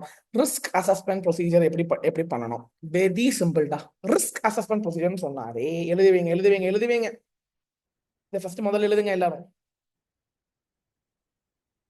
RAP அப்படின்னு சொன்னாலே 3 விஷயங்கள். Enquire, analyse, observe. பாருங்க என்ன நடக்குது பாருங்க உள்ளுக்குள்ள. அனலைஸ் பண்ணுங்க. அனலைசிங்னா என்ன சார் சொல்லித்தரேன். ரேஷியோ அனாலிசிஸ் கேள்விப்பட்டிருக்கீங்களா? அதே மாதிரி அனாலிசிஸ் கம்பேரிசன் பண்ணுங்க, ரேஷியோ அனாலிசிஸ் பண்ணுங்க, படிப்போம், வெயிட் பண்ணுங்க. இன்கொயர் கேளுங்க. Inquire with various departments. Inquire with various departments of entity. Analyse, observe. இப்படி பண்ணும்போது ராப் புரியும். You will be able to assess the risk. உனக்கு வந்து அசஸ், ஏமா அசஸ்மெண்ட் எப்படி பண்ணுவ, ராப் பண்ணு. நீ எதை பத்தி புரிஞ்சுக்கணும், என்டிட்டியை பத்தி புரிஞ்சுக்கணும், என்விரான்மெண்ட்டை புரிஞ்சுக்கணும், கண்ட்ரோலை புரிஞ்சுக்கணும். Are you getting the answer? Yes or no? Are you getting the answer? Yes or no? நல்லா புரிஞ்சுக்கங்க பேசி. இப்ப ராப் தான் படிக்க போறோம். இவ்வளவு நேரம் சொன்னது மறுபடியும் நம்ம படிக்க போறோம். ஓகேங்களா? Objective of the auditor is to identify and assess ROMM at FS and assertion. ரெண்டு லெவல் இருக்குது. FS லெவலும் இருக்கு, அசர்ஷன் லெவல் இருக்குது. அதை நீ ஐடென்டிஃபை பண்ணி அசஸ் பண்ணி. எப்படி? By understanding an entity, by understanding environment, by understanding internal control. அதான் இப்ப நான் இவ்வளவு நேரம் வந்து இந்த பேராகிராஃபை தான் ஊதி பெருசா சொல்லி கொடுத்தேன். இவ்வளவு நேரம் இந்த பேராகிராஃபை தான் நான் வந்து பெருசா சொல்லி கொடுத்தேன். சார் இதே சம்பவம் தான் நம்ம டெக்ஸ்ட் புக்லயும் இருக்குது. இந்த நோட்டு தாராளமாக படிச்சுக்கலாம். இந்த நோட் புக்கு தாராளமாக இந்த நோட்ஸை நீங்க வந்து பாத்துக்கலாம், தாராளமாக பாத்துக்கலாம்.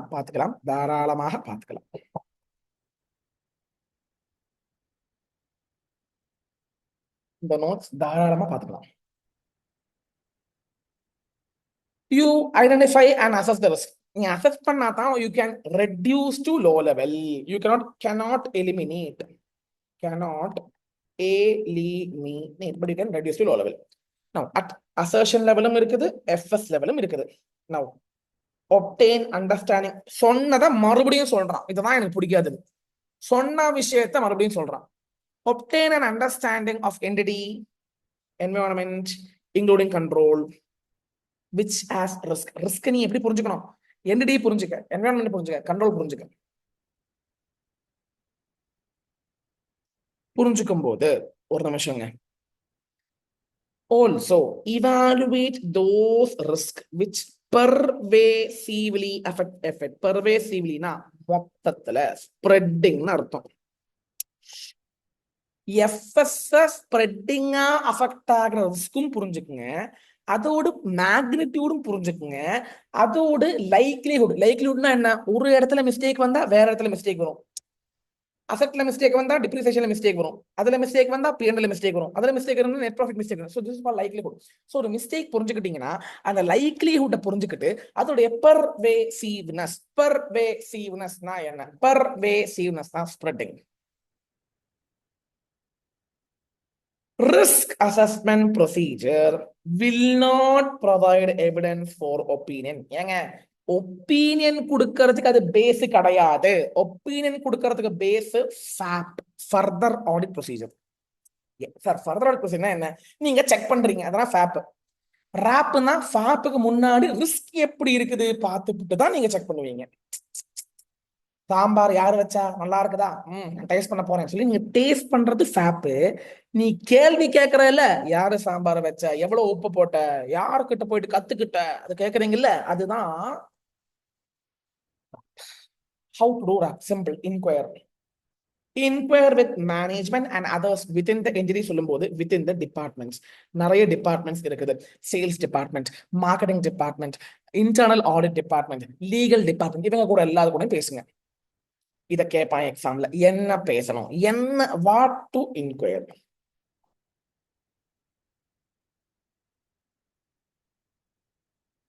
What to inquire with internal audit team, what to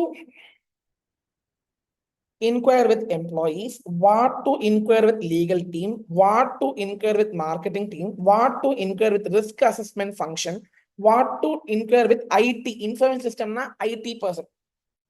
நான் கேட்கிறேன் என்ன என்ன என்ன நீங்க கேட்பீங்க? Internal audit. இன்டர்னல் ஆடிட்னா நான் சொல்லி தர தேவையில்லை, லால படிச்சிருப்பீங்க. இன்டர்னல் கம்பெனிக்குள்ள ஆடிட் இருப்பாங்க ஃபார் இம்ப்ரூவ்மெண்ட், மேனேஜ்மெண்ட்டுக்காக இம்ப்ரூவ்மெண்ட்டுக்காக பண்ணக்கூடிய ஆடிட். நீங்க வந்து ஆஸ் அன் ஆடிட்டர் நீங்க என்ன கேட்பீங்க? அவங்க கிட்ட என்ன கேட்பீங்க? இன்டர்னல் கண்ட்ரோலை பத்தி கேட்பீங்க. எக்ஸாம்ல கேட்பான்.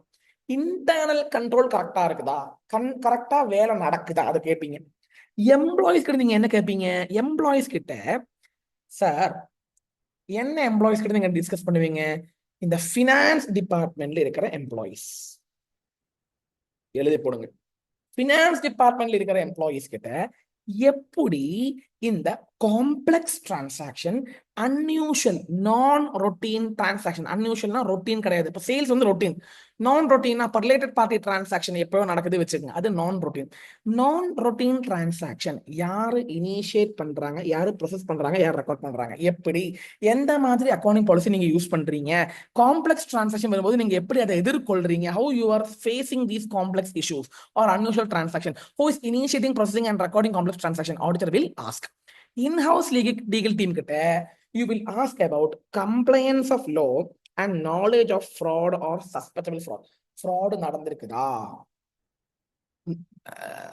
லா எல்லாம் கரெக்டா ஃபாலோ பண்றீங்களா, கம்ப்ளைண்ட்ஸ் பண்றாங்களா அப்படின்னு who will inquire? auditor will inquire. Marketing team கிட்ட மார்க்கெட்டிங் ஸ்ட்ராட்டஜிஸ் பத்தி கேளுங்க. ரிஸ்க் மேனேஜ்மெண்ட் என்ன நான் சொன்னேன், கிளையண்ட்டுக்கு ரிஸ்க் இருக்கும், காம்படிட்டர் வரான், அப்ப நீங்க எப்படி வந்து சந்திப்பீங்க, எப்படி நீங்க வந்து அதை டிஃபீட் பண்ணுவீங்க. So you ask about their operational and regulatory risk. ஆபரேஷன்ஸ்க்கு என்ன ரிஸ்க் இருக்குது, ரெகுலேஷன். ஏங்க இது நம்ம ஆப் இல்லைங்க, மீன் சாரி நம்ம ஆடிட் ரிஸ்க்ல வருது இல்லைங்க, கிளையண்ட்டுக்கு ரிஸ்க் இருக்கும், அதை எப்படி அவன் சந்திக்கலாம். நெக்ஸ்ட் இன்ஃபர்மேஷன் சிஸ்டம்னா கம்ப்யூட்டர்ல ஃபெயிலியர்ஸ் இருக்குதா, கம்ப்யூட்டர் எப்படி வேலை பண்ணுது, சிஸ்டம் ஃபெயிலியர்ஸ் இருக்குதா, அதை பத்தி கேளுங்க. எக்ஸாம்ல கேட்பான் what to inquire with employees, what to inquire with inhouse legal person, what to inquire with marketing person, what to inquire with IT person. இந்த டேபிளை நல்லா நான் மார்க் பண்ணதை 3 டைம் ரீட் பண்ணிக்கோங்க. Second, analyse. அனலிட்டிக்கல் ப்ரொசீஜர் வந்து நீங்க செப்பரேட்டா எங்க படிப்பீங்க? யூனிட் நம்பர் 4ல படிப்பீங்க, அங்க நீங்க படிச்சால் போதும். இப்ப பேசிக்கலி அனலிட்டிக்கல் ப்ரொசீஜர்னா ஒண்ணுமே இல்லைங்க, ரேஷியோ அனாலிசிஸ். எழுதி போடுங்க. Comparison etcetera. You will compare previous year current year compare பண்ணுவீங்க, கரண்ட் இயரும் பட்ஜெட்டும் கம்பேர் பண்ணுவீங்க, ரேஷியோ அனாலிசிஸ் பண்ணுவீங்க. இந்த மாதிரி பண்ணும்போது அன்யூஷுவலான சம்பவங்கள், டீவியேஷன்ஸ் நடந்திருக்குதான்னு தெரிய வரும். Auditor will help to understand unusual transaction and unusual deviations. So auditor can be able to understand this risk of material. இதனால என்ன ரிஸ்க் இருக்குதுன்னு தெரிய வரும். Finally observe. எதை observe பண்ணுங்க? என்டிட்டியை போய் பாருங்கயா, என்டிட்டியில என்ன நடக்குது பாருங்கயா, என்டிட்டியோட ரிப்போர்ட்ஸ் எடுத்து பாருங்கயா, குவார்டர்லி ரிப்போர்ட்ஸ் எடுத்து பாருங்கயா, மினிட்ஸை எடுத்து பாருங்கயா, பிளான்ஸ் அண்ட் ஸ்ட்ராட்டஜிஸ் எடுத்து பாருங்கயா. பார்த்தாதானே என்ன நடக்குதுன்னு புரியும், அப்பதானே ரிஸ்க் இருக்குதா இல்லையா தெரிய வரும். Now to conclude, information obtained by performing RAP may be used by auditor as an audit evidence to support risk of MM. ஏங்க RAP helps to assess risk and helps to do FAP. FAP helps to give opinion. Auditor may perform. Substantive ப்ரொசீஜர்னா என்னதுங்க? அதுதான் fact. படிப்பீங்க, அவசரப்படுங்க. இதை நீங்க படிப்பீங்க, test of கண்ட்ரோல்லாம் படிப்பீங்க. Rape பண்ணி முடிச்சுட்டு ஃபேப் பண்ணுவீங்க. அதான் பண்ணி முடிச்சுட்டு ஃபர்தர் ஆடிட் ப்ரொசீஜர்னா என்னங்க? சப்ஸ்டன்சிவா இன்டென்சிவா நீங்க செக் பண்ணுவீங்க எல்லாத்தையும். Asset, share capital, reserve, tangible, intangible, debtor, creditor, loans, borrowings, provision, inventory, cash, sales, purchase, blah blah blah blah blah blah blah blah blah. RAP will not give opinion. Only FAP will give opinion. RAP will not give opinion. RAP helps to do FAP. Now, இப்ப பண்ணின விஷயங்கள் எல்லாத்தையும் நீங்க document பண்ணணும். What to document in your audit file? Audit ஃபைல்ல நீங்க என்னெல்லாம் போடணும்? டிஸ்கஷன்ஸ். யார கூட டிஸ்கஸ் பண்ணீங்க? நீங்க என்ன புரிஞ்சுக்கிட்டீங்க? What you understood. What you understood, document. What you discussed, you document. Next, what you assessed. நீங்க அண்டர்ஸ்டாண்ட் பண்ணினது, நீங்க டிஸ்கஸ் பண்ணினது, நீங்க அசஸ் பண்ணினது, ஏபிசி படிச்சு வச்சுக்கோங்க. அதை நீங்க டாக்குமெண்ட் பண்ணி ஃபைல்ல வைக்கணும். ரேப் ப்ரொசீஜர்ஸ் டாக்குமெண்ட் பண்ணி வைக்கணும். ரிஸ்க் என்னது படிச்சோம்? ரேப் எப்படி பண்ணணும்னு படிச்சிருக்கிறோம்.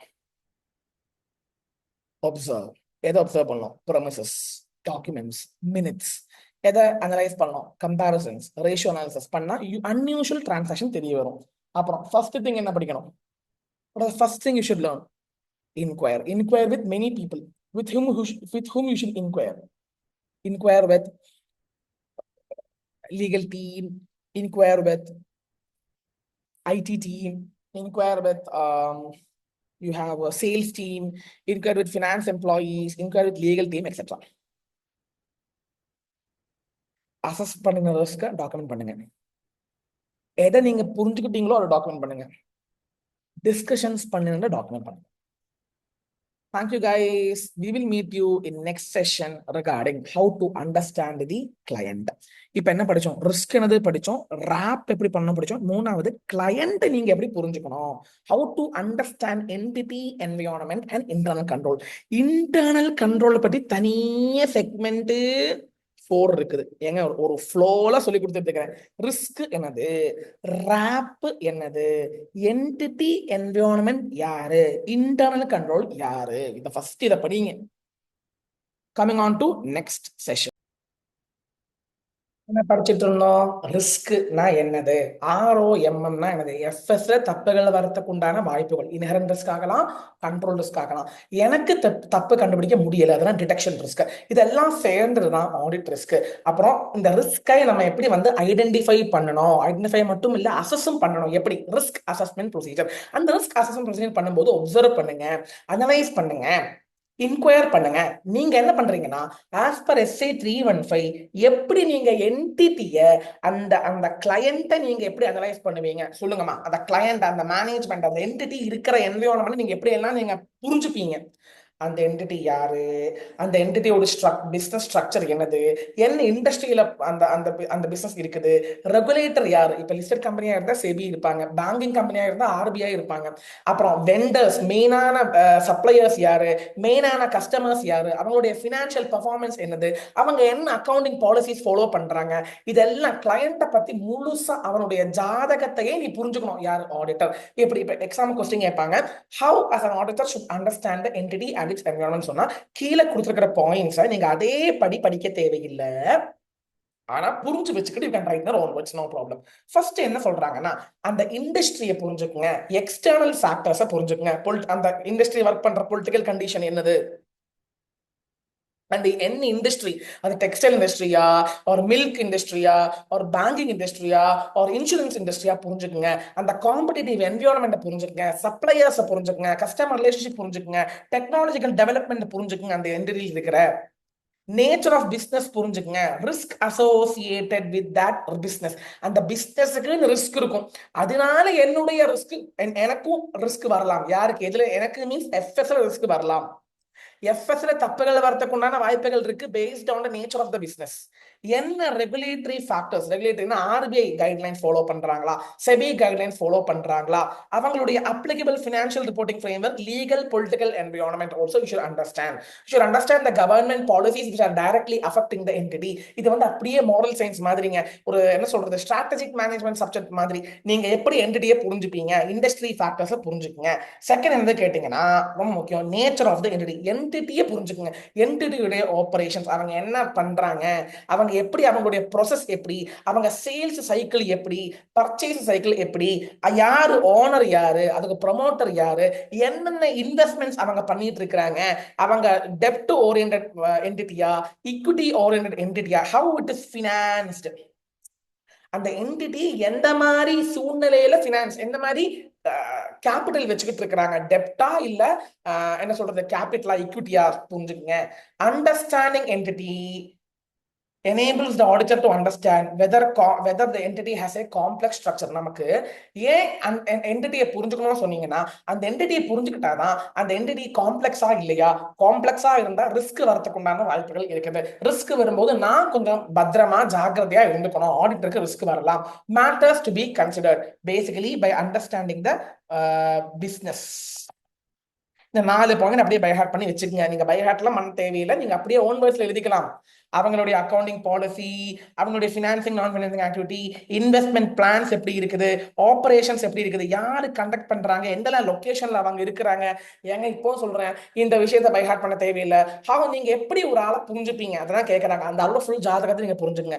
அவங்க யூஸ் பண்ணிட்டு இருக்கிற அக்கௌண்டிங் பாலிசிஸ் புரிஞ்சுங்க. Accounting applicable financial reporting framework and accounting policy ரிலவெண்டா இல்லையா, ஆஸ் பர் என்டிட்டி நார்ம்ஸோட அடிப்படையில் ரிலவெண்டா இல்லையா பாருங்க.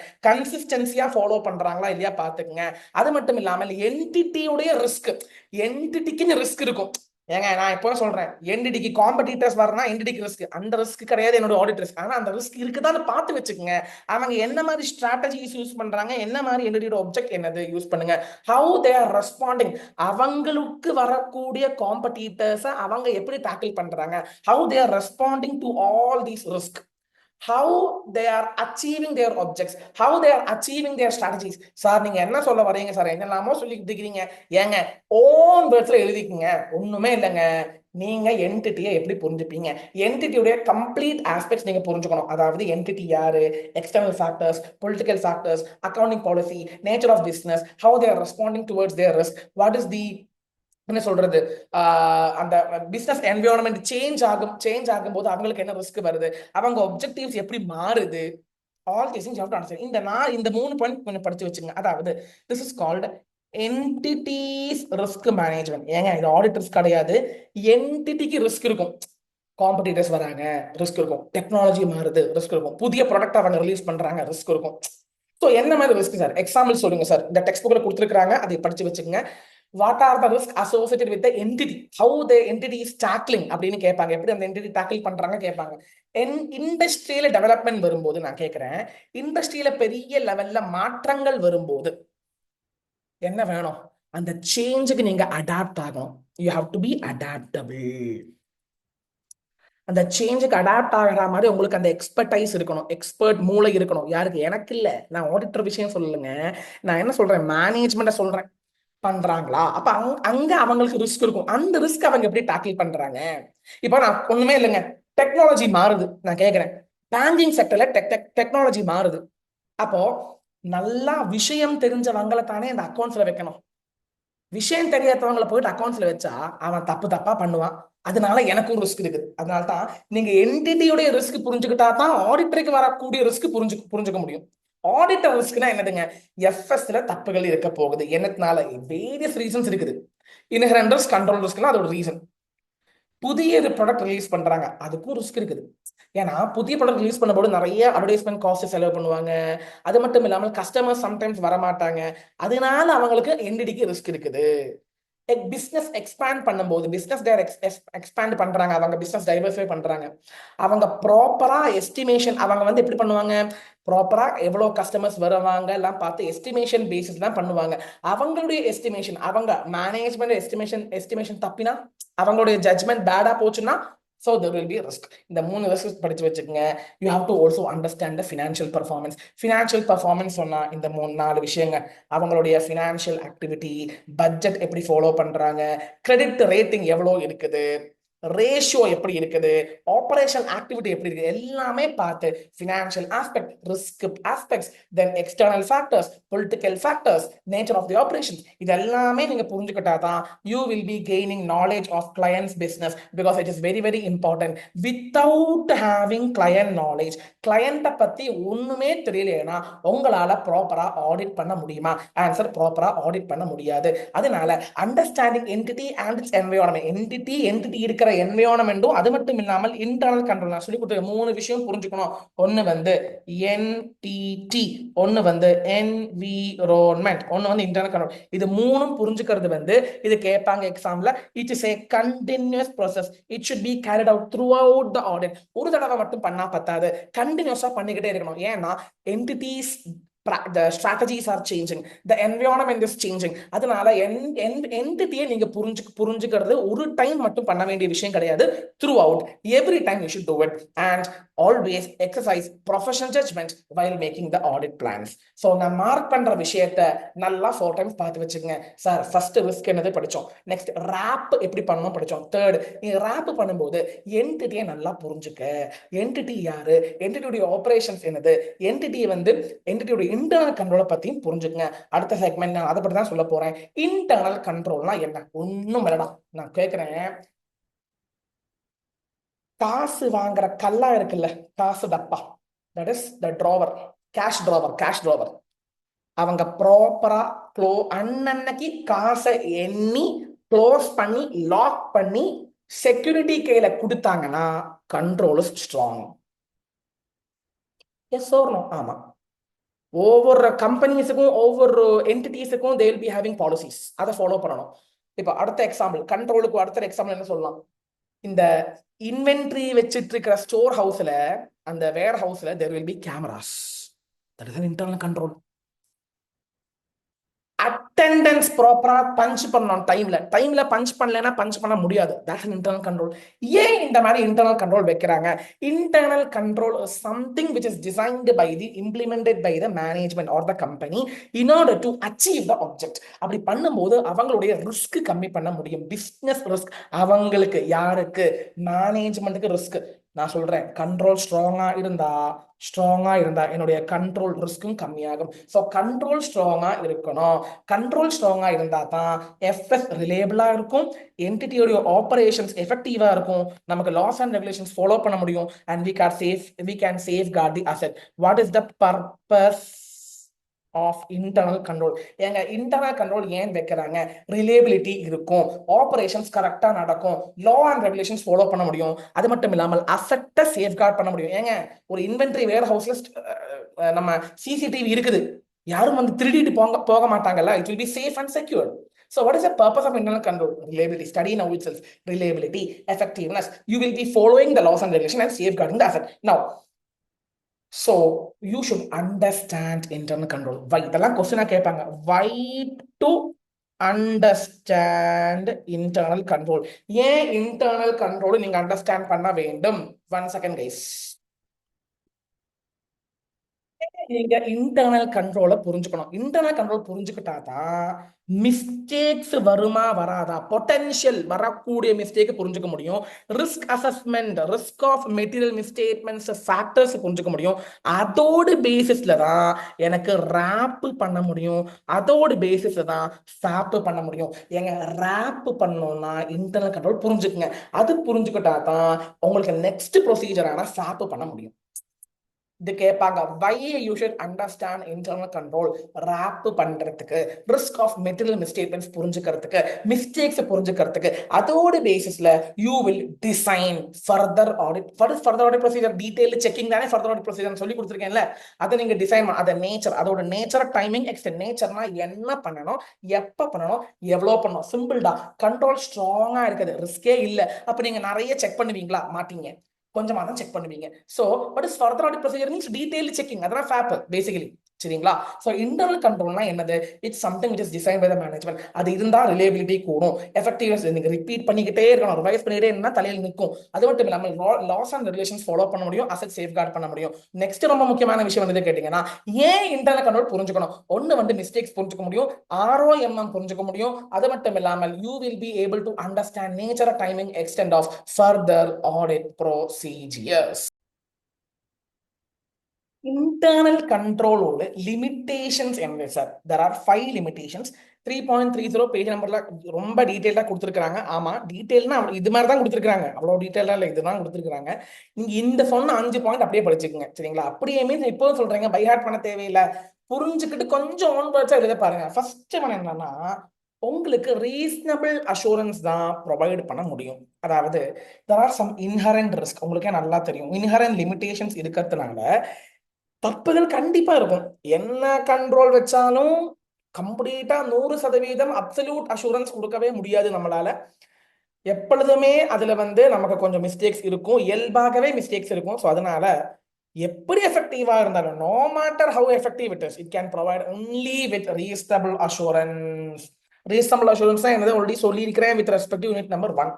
Second, reality is that human judgment in decision making. அதாவது ஐடி இருந்தாலும் ஹியூமன் பீயிங்ஸ் தான் டிசிஷன்ஸ் எடுப்பாங்க, கண்ட்ரோல் இருந்தாலும் ஹியூமன் பீயிங்ஸ் தான் டிசிஷன் எடுப்பாங்க. அவங்க டிசிஷன் எடுக்கிற டிசிஷன்ஸ் எல்லாமே கரெக்டா இருக்குன்னு சொல்ல முடியுமா? இல்ல, சில சமயத்துல தப்புகள் இருக்கலாம். அது மட்டும் இல்லாமல் இன்டர்னல் கண்ட்ரோல்ல பிரேக் டவுன்ஸ் வரத்துக்குண்டான வாய்ப்புகளும் உண்டு. அப்ப அது ஒரு லிமிடேஷன் தானே? ஆமா. First point sir, first point only reasonable assurance. Second point, human judgements are involved. Third point, additionally there will be collusion. Collusion பிரச்சனை வரும் sometimes. Collusion of 2 or more people or inappropriate management may override. அதாவது பிரச்சனை வரலாம், or sometimes management will override internal control. Overrideனா என்ன? Overrideனா internal control follow பண்ண மாட்டாங்க. Sir ஒன்றும் இல்லடா, நான் சொல்லித்தரேன். எக்ஸாம்பிள், பெஸ்ட் எக்ஸாம்பிள் வந்து giving discounts to customers.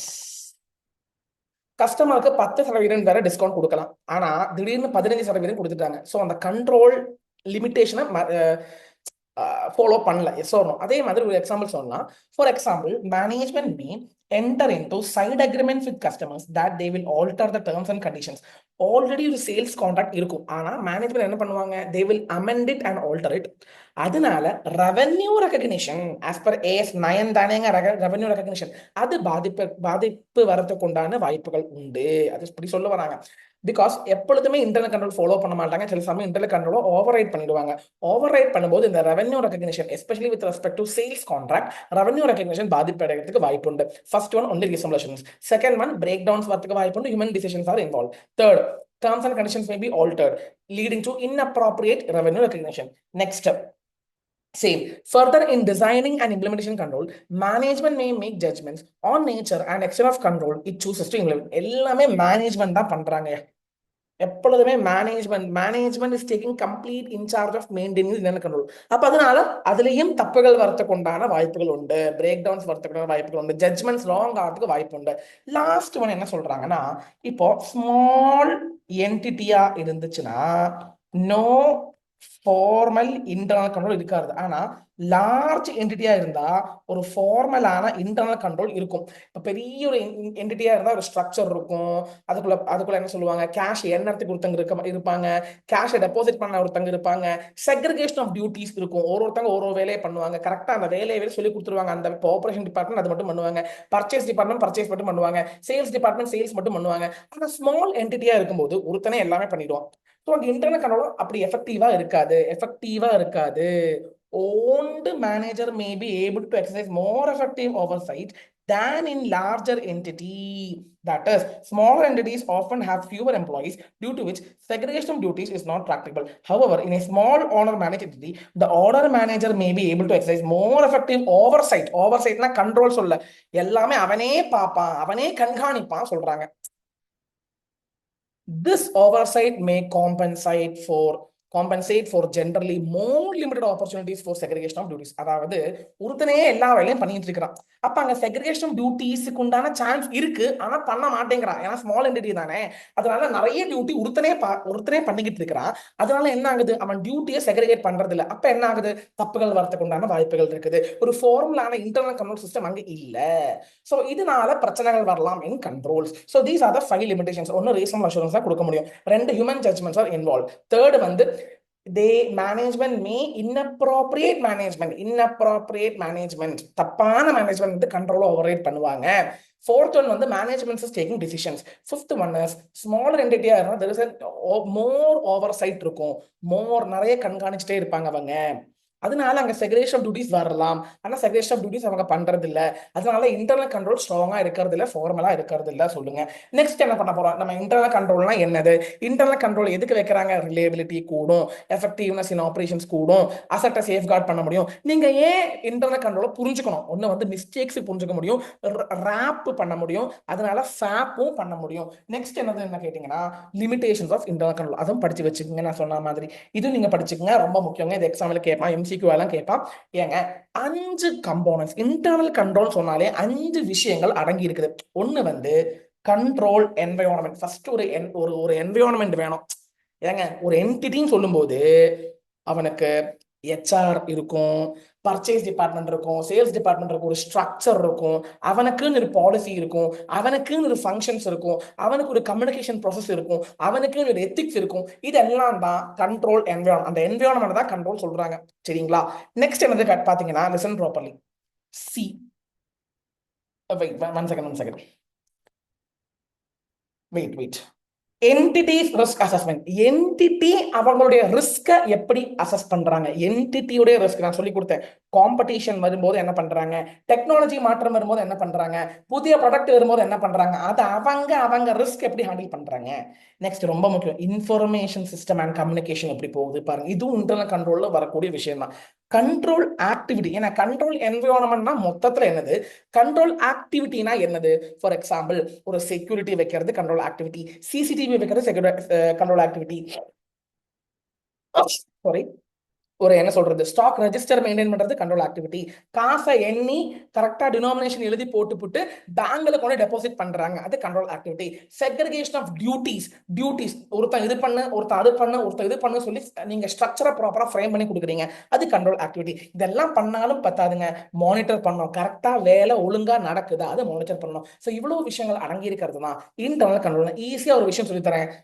T for control activity, R for entities risk assessment, I for information system, M for monitoring, E for control environment. Crime, CRIME.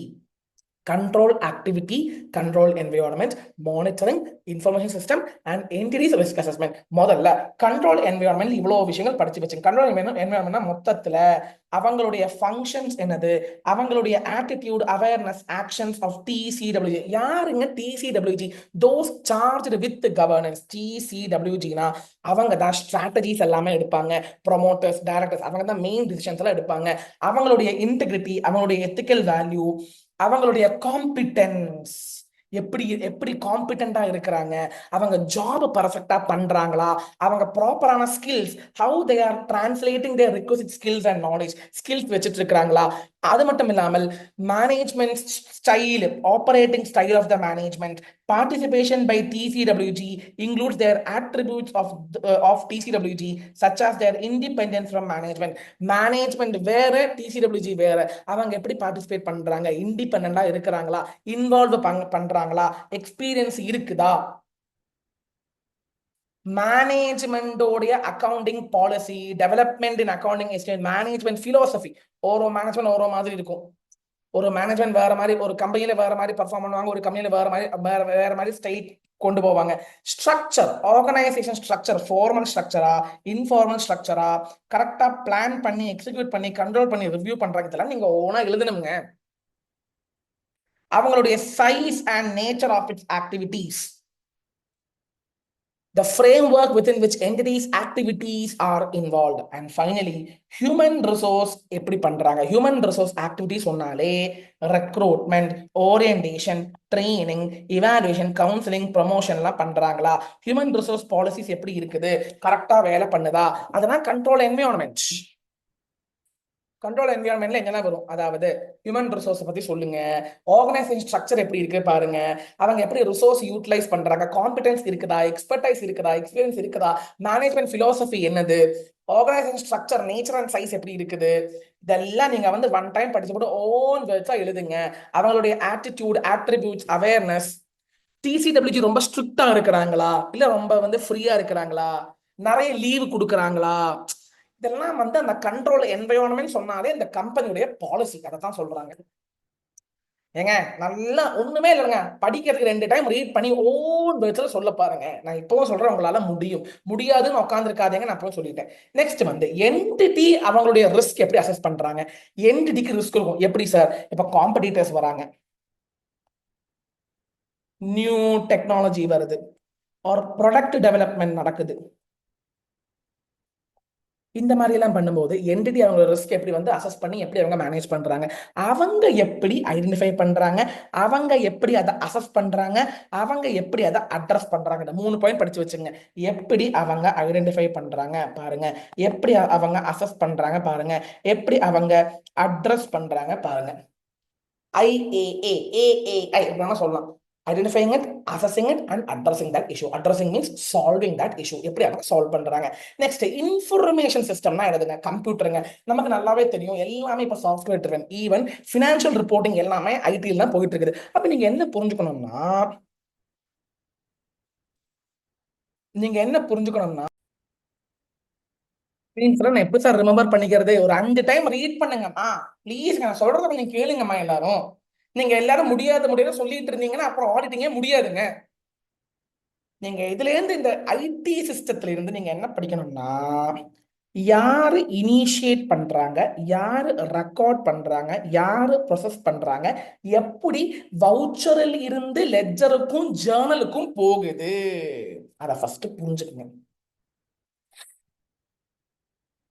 Significant specific information, significant accounting டிரான்சாக்ஷன்ஸை யார் report பண்றாங்க, யார் record பண்றாங்க, யார் initiate பண்றாங்க, related accounting record, supporting information, specific accounts in the financial statement that are used to initiate record and process the reporting transactions.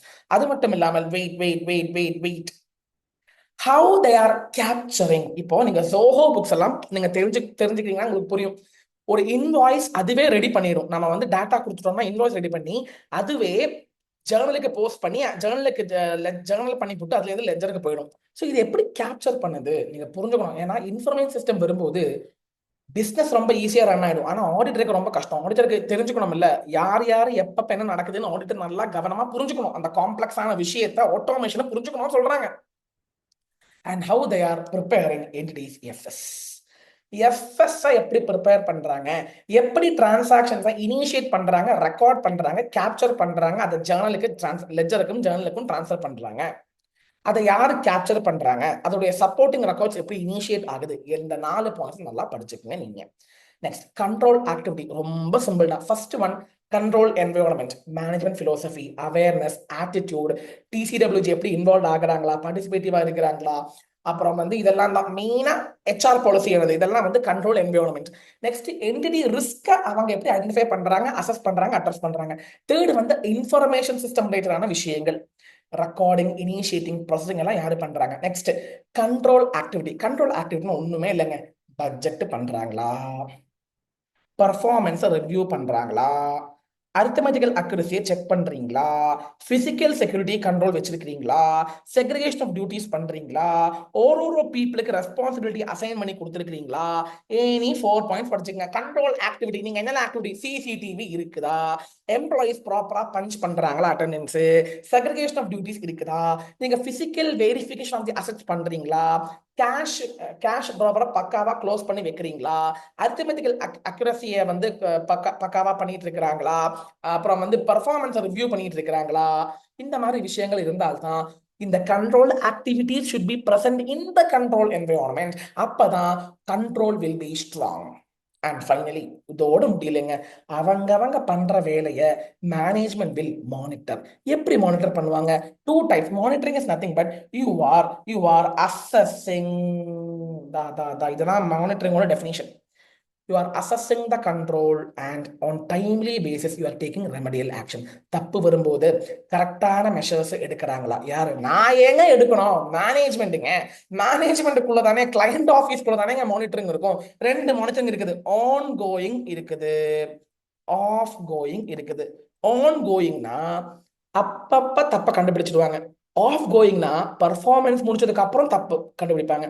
என்ன கண்டுபிடிச்சாலும் சரிங்க, அவங்க எப்படி அதை அசஸ் பண்ணி அந்த கண்ட்ரோல் இருந்து அந்த ரெமடியல் ஆக்ஷன்ஸ் எடுத்து அந்த பிரச்சனையை சால்வ் பண்றாங்க, அதுதான் மானிட்டரிங். அவங்க கிளையண்ட் அப்பப்ப பிரச்சனையை சால்வ் பண்றாங்கன்னா ரிஸ்க் கம்மியா இருக்குதுன்னு அர்த்தம். கண்ட்ரோல் ஆக்டிவிட்டிஸ் இருக்குதுன்னா கண்ட்ரோல் ரிஸ்க் கம்மியா இருக்குதுன்னு அர்த்தம். இன்ஃபர்மேஷன் சிஸ்டம் பக்காவா வேலை பண்ணுது, பக்காவா பாஸ்வேர்டு எல்லாம் போட்டிருக்கிறாங்க, பாஸ்வேர்டு பக்காவா ஸ்ட்ராங்கா இருக்குது, இனிஷியேட் கரெக்டா பண்றாங்க, ரெக்கார்ட் பண்றாங்க, ப்ரொசஸ் பண்றாங்க, இன்ஃபர்மேஷன் கரெக்டா கேப்சர் ஆகுது, ஒண்ணுமே விடாம கேப்சர் ஆகுது, எல்லா விஷயங்களும் பக்காவா வருது, கண்ட்ரோல் ஸ்ட்ராங்கா இருக்குது. அவங்களுடைய ரிஸ்க் எப்படி டாக்கிள் பண்றாங்க? நல்லா டாக்கிள் பண்றாங்க. ஒரு காம்படிட்டர் வராங்கன்னா அவங்க சும்மா இருக்கிறது இல்ல, அதுக்கு உண்டான ரெமடியல் ஆக்ஷன்ஸ் யார் எடுக்கிறாங்க? கிளையண்ட் எடுக்கிறாங்கன்னா ரிஸ்க் வந்து அவங்க ரிஸ்க பத்திரமா பாத்துக்கிறாங்கன்னு அர்த்தம். சோ இவ்வளவு விஷயங்கள் தான் இன்டர்னல் கண்ட்ரோல் உடைய கம்போனன்ட்ஸ்ல இருக்குது. சார் என்னெல்லாம் படிச்சோம் சார் இந்த செஷன்ல? இன்டர்னல் கண்ட்ரோலுக்கு லிமிடேஷன்ஸ் இருக்குது. ஏன்னா ரீசனபிள் அஷ்யூரன்ஸ் தான் கொடுக்க முடியும். அப்புறம் வந்து management judgements are involve. Smaller என்டிட்டிக்கு அவ்வளோ ஃபார்மலான இன்டர்னல் கண்ட்ரோல் சிஸ்டம் இருக்காது. ஸோ அதில் டெஃபிஷியன்சியா இருக்கும். அப்போ இந்த மாதிரி ஒரு 4-5 லிமிடேஷன்ஸ் படிச்சு வச்சுங்க. Management may override, control override பண்ணுவாங்க. அந்த ஓவர் ரைட் பண்றதுனால நமக்கு ரெவென்யூ ரெகக்னிஷன்ல தப்புகள் வரதுக்கு வாய்ப்பு உண்டு. நெக்ஸ்ட் வந்து கம்போனன்ட்ஸ், கண்ட்ரோல் என்விரான்மெண்ட் மொத்தத்துல என்ன நடக்குது, என்னெல்லாம் ஆக்டிவிட்டிஸ் நடக்குது, என்டிட்டி ரிஸ்க் எப்படி வந்து டேக்கிள் பண்றாங்க, இன்ஃபர்மேஷன் சிஸ்டம் எப்படி பாத்துக்கிறாங்க, எப்படி அவங்க மானிட்டர் பண்றாங்க. நான் மார்க் பண்ண விஷயத்த கரெக்டா அந்த இங்கிலீஷ்ல கரெக்டா படிச்சு போட்டு எழுதி பாருங்க. நான் மார்க் பண்றதோடு நீங்க நல்லா படிச்சுக்கதான் ஆகணும். நீங்க ஸ்கிப் பண்ணாம இந்த மெட்டீரியலை கொடுத்துட்டு நீங்க ஸ்கிப் பண்ணிடாதீங்க சொல்லிட்டேன். நான் மார்க் பண்ணது அப்படியே படிச்சு வச்சுக்கோங்க. ஏன்னா எனக்கு தெரியும், நான் அசஸ் பண்ணிட்டு தான் சொல்றேன்.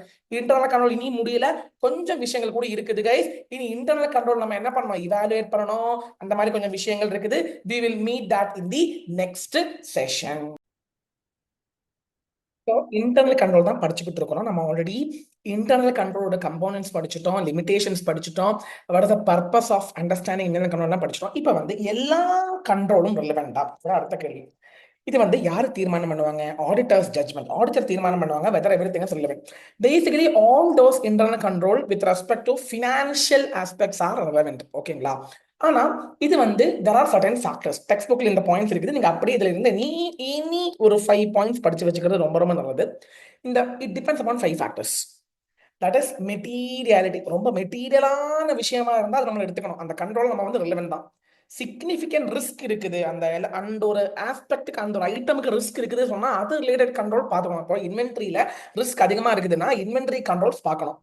It depends upon size of entity பெரிய சைஸா இருந்துச்சுன்னா என்ன ஆகும், நிறைய கண்ட்ரோல்ஸ் இருக்கும். So based on auditor's judgement, analyse which controls are necessary for you. It depends upon the nature of the entity. It depends upon the type of industry in which it is. It depends upon the regulatory framework. It depends upon the nature and complexity of the system that are part of entity's internal control, including use of service organization. Listen, இந்த நான் tick போட்ட points படிச்சு வச்சுக்கோங்க. Service ஆர்கனைசேஷனா என்ன? சில விஷயங்கள் company பண்ண மாட்டாங்க, கிளையண்ட் பண்ண மாட்டான். என்ன பண்ணுவான்னா அவன் வந்து வேற யாருக்கும் அவுட் சோர்ஸ் பண்ணுவாங்க, வேற யாருக்கும் அவுட் சோர்ஸ் பண்ணுவாங்க. அவுட் சோர்ஸ் பண்ணும்போது we call them as service organisation. அந்த அவுட் சோர்ஸ் பண்ணி அந்த வேலை பண்ணி தரான்ல, அவுட் சோர்ஸ் பண்றான்ல, அவுட் சோர்ஸ் பண்ணிருக்கிறோம் இல்ல, அவன் வந்து வேலை பண்ணி தருவான். ஸோ அவனும் இன்டர்னல் கண்ட்ரோலோட பகுதியா வந்துடும். ஸோ அவனுக்கு ரிஸ்க் இருக்குதா, அவன் எந்த மாதிரி சிஸ்டம் யூஸ் பண்றான், காம்ப்ளெக்ஸான சிஸ்டம் யூஸ் பண்றானா. ஸோ இதெல்லாம் நீங்க மைண்ட்ல வச்சுக்கிட்டு தான் அந்த ஒரு கண்ட்ரோலை நான் அசஸ் பண்ணணுமா வேணாமான்னு தீர்மானம் பண்ணணும். ஒரு கண்ட்ரோலை எனக்கு தேவையா இல்லையா, அந்த கண்ட்ரோலை நான் செக் பண்ணணுமா வேணாமா. கண்ட்ரோல்னா என்ன? கம்பெனிக்குள்ள கிளையண்டோட ஆஃபீஸ்க்குள்ள இருக்கிற இன்டர்னல் கண்ட்ரோல். அந்த இன்டர்னல் கண்ட்ரோல் நிறைய கண்ட்ரோல்ஸ் இருக்கும், எல்லாம் நான் பார்க்கணுமா, எல்லாத்துக்கும் நான் ஈக்குவல் இம்பார்ட்டன்ஸ் கொடுக்கணுமா கேட்டா வேணாம். It depends upon the judgement of the auditor. It depends upon judgement of the auditor. ஆனா ஒரு முக்கியமான விஷயம் இங்க என்னது கேட்டீங்கன்னா, it depends upon some various factors.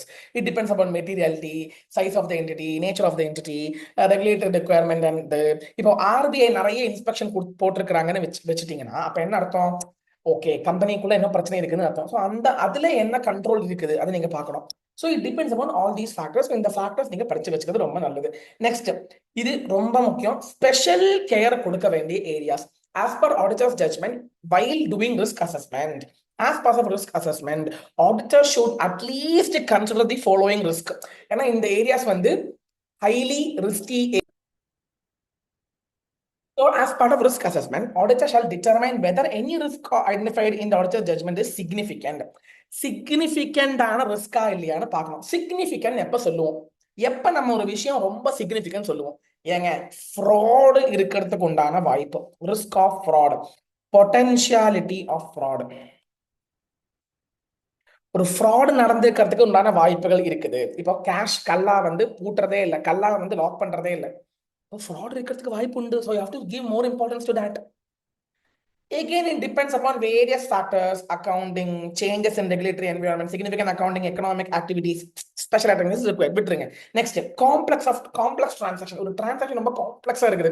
இப்போ ஒரு பெரிய contract, you are entering into a contract of dam construction. ஒரு கிளைண்ட் வந்து டேம் கன்ஸ்ட்ரக்ஷன் பண்றாங்க, அதுல நிறைய அக்கௌண்டிங் பாலிசிஸ் வருது, அதுல நிறைய காம்ப்ளெக்சிட்டிஸ் இருக்குதுன்னா அது ரொம்ப சிக்னிஃபிகன்டான ஏரியா. இப்போ ரிலேட்டட் பார்ட்டி டிரான்சாக்ஷன் பண்ணும்போது அங்க ஃப்ராட் நடக்கிறதுக்கு வாய்ப்பு உண்டு. ரிலேட்டட் பார்ட்டி டிரான்சாக்ஷனோட வேல்யூவேஷன் எல்லாம் பார்க்கணும். ஸோ அது வந்து significant transaction எடுத்துக்கலாம். அது மட்டும் இல்லாமல் with respect to measurement uncertainty judgment. இப்போ நான் சொல்றேன், ஒரு ஃபிக்ஸட் அசெட்ஸ்க்கு 10 years லைஃப்னு சொல்றாங்க. ஸோ அது வந்து அவங்களுடைய அசம்ஷன். அது எவ்வளவு தூரம் கரெக்டா இருக்குது, அந்த degree of subjectivity in measuring the financial information related to risk, especially with respect to those measurements which are uncertain in nature. Sir நீங்க என்ன சொல்ல வரீங்க சார்? ஏங்க, இந்த 5 பாயிண்ட்ல எனி 4 பாயிண்ட்ஸ் படிச்சு வச்சுங்க. With respect to special care, எதுக்கெல்லாம் ஸ்பெஷலான கேர் கொடுக்கணும்? related party transaction, unusual transaction, fraud வரக்கூடிய areas, complex transaction, those areas which involve high measurement uncertainties அப்படின்னு எழுதி வச்சுக்கோங்க. உங்க own words எழுதுங்க, ஆனா அந்த மீனிங் மாறாம எழுதுங்க. ஃபார் எக்ஸாம்பிள் இங்கே கொடுத்துருக்காங்க பாருங்க, தான் what is meant by significant risk னு கேட்டாலே நீங்க எழுதணும். significant riskனா its magnitude, its magnitude is higher. அந்த ரிஸ்க்னால நிறைய பாதிப்பு வரும், அதெல்லாம் significant risk. Significant risk fraud ஆகலாம், ரிலேட்டட் பார்ட்டி டிரான்சாக்ஷன் ஆகலாம், or outside the normal course தான் என்ன டிரான்சாக்ஷன், அன்யூஷுவல் டிரான்சாக்ஷன். எப்பவோச்சும் நடக்கிற ஒரு டிரான்சாக்ஷன், எப்பவுமே இப்போ சேல்ஸ் வந்து எப்பவுமே நடக்கும், அது வந்து யூஷுவல் டிரான்சாக்ஷன், அது சிக்னிஃபிகன்ட் சொல்ல மாட்டோம். எப்பயோச்சும் ஒரு வாட்டி நடக்கக்கூடிய பெரிய டிரான்சாக்ஷன், இப்போ டேம் கன்ஸ்ட்ரக்ஷன், அது எப்பயோச்சும் ஒருக்கா நடக்கிறது வச்சுக்கோங்க. அந்த மாதிரி நடக்கும்போது அங்க சிக்னிஃபிகன்ட் ரிஸ்க் இன்வால்வ் ஆகும். Significant risk is nothing but there is a higher magnitude of misstatement. அதுதான் அர்த்தம். Auditor has to potentially assess the inherent risk involved in the significant areas. What is significant risk கேட்டானாலே related party risk இருக்குது, fraud ஓட risk இருக்குது, outside the normal activity சொல்லும்போது unusual transaction risk இருக்குது. அப்புறம் வந்து எங்க எக்ஸாம்பிள்ஸ் கொடுத்துருக்காங்க, நான் ரொட்டீன் ஆக்டிவிட்டிக்கு எக்ஸாம்பிள்ஸ் கொடுத்துருக்காங்க, இதை படிச்சு வச்சுக்கோ, நான் சொல்லித்தரேன், வெயிட் பண்ணுங்க. அப்புறம் காம்ப்ளெக்ஸ் கால்குலேஷன், மெஷர்மெண்ட் அன்சர்டனிட்டி எல்லாம் இருக்குது. கிவ் சம் எக்ஸாம்பிள்ஸ் ஆஃப் நான் ரொட்டீன் ஆக்டிவிட்டி எக்ஸாம்பிள் கேட்பாங்க. நீங்க என்ன எழுதணும் கேட்டீங்கன்னா, லிசன், காம்ப்ளெக்ஸ் கால்குலேஷன் எழுதலாம், காம்ப்ளெக்ஸ் அக்கவுண்டிங் பிரின்சிபல்ஸ் எழுதலாம். It is very difficult for the entity to implement control. ஏங்க ஒரு unusual transaction நடக்குது, அதுல கண்ட்ரோல் கொண்டு வர முடியல, யாருக்கு? மேனேஜ்மெண்ட்டுக்கு. அப்புறம் வந்து இது greater management intervention to specify the accounting treatment. ஒரு சம்பவம் நடக்குது, அது எப்படி அக்கவுண்ட்ஸ் பண்ணணும்னு தெரியல. Management do not know accounting treatment. Management is unable to understand what accounting treatment they should do. Sir இது இவ்வளவு நேரம் என்ன படிச்சுட்டு இருந்தோம் சார்? இன்டர்னல் கண்ட்ரோல்ல நான் என்ன சொன்னேன், எல்லா கண்ட்ரோலும் ரிலவென்ட் கிடையாது. As per the judgment of the auditor has to assess which is relevant. அதுக்கு ஒரு 5 factors படிச்சு வச்சுங்க.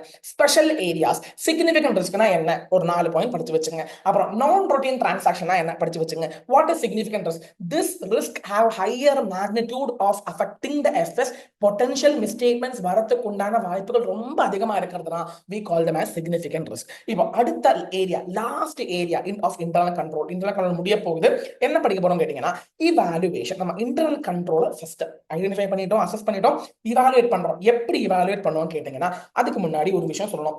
ஆடிட் ப்ரோக்ராம் டிராஃப்ட் பண்றதுக்கு முன்னாடி நீங்க இவாலுவேட் பண்ணணும். ஏன்னா இன்டர்னல் கண்ட்ரோலை பத்தி புரிஞ்சுக்கிட்டாதான் உங்களால ப்ரோக்ராம் டிராஃப்ட் பண்ண முடியும். வாட் இஸ் ஏ ப்ரோக்ராம் நம்ம படிச்சிருக்கிறோம், செகண்ட் யூனிட்ல படிச்சிருக்கிறோம். What is a programme, what is an audit programme. ஸ்ட்ராட்டஜினா மொத்தத்துல என்ன பண்ணணும், பிளான்னா என்ன ப்ரொசீஜர் பண்ணணும், ப்ரோக்ராம்னா யாரு யாரு எப்ப எப்ப என்ன ப்ரொசீஜர் பண்ணணும். படிச்சுக்கிட்டே போங்க guys please. So my most important thing is evaluating internal control is indispensable part of audit program. Audit program நீங்க அதுவும் வச்சுக்கணும். அது மட்டும் இல்லாம நீங்க ஃபர்ஸ்ட் இன்டர்னல் கண்ட்ரோல் புரிஞ்சுக்கிட்டாதான் எதை நீங்க செக் பண்ணணும்னே புரியுறதா? It would be better that auditor can undertake the review of internal system of the client. This will help give him enough time to assimilate the control and implication, and he will be able to frame an objective audit program. Objective audit program என்ன? அதாவது இப்போ நீங்க இப்ப என்ன பண்றீங்க, படிக்கிறதுக்காக நீங்க வரீங்க. நீங்க படிக்கிறதுக்காக விட்டுப்புட்டு நீங்க போன் நோண்டிட்டு உட்காந்துருந்தா are you doing objective studies? No. ஆப்ஜெக்டிவ்னா குறிக்கோளோட, லட்சியத்தோட ஒரு விஷயம் பண்றீங்க.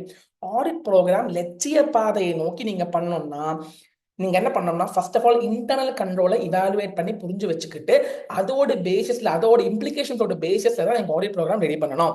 It can be concluded that the extent and nature of, அதான் சொல்ல வரேங்க, கண்ட்ரோல் ஸ்ட்ராங். ஏங்க ரொம்ப சிம்பிளுங்க, control strong, so control risk is low, so less procedure.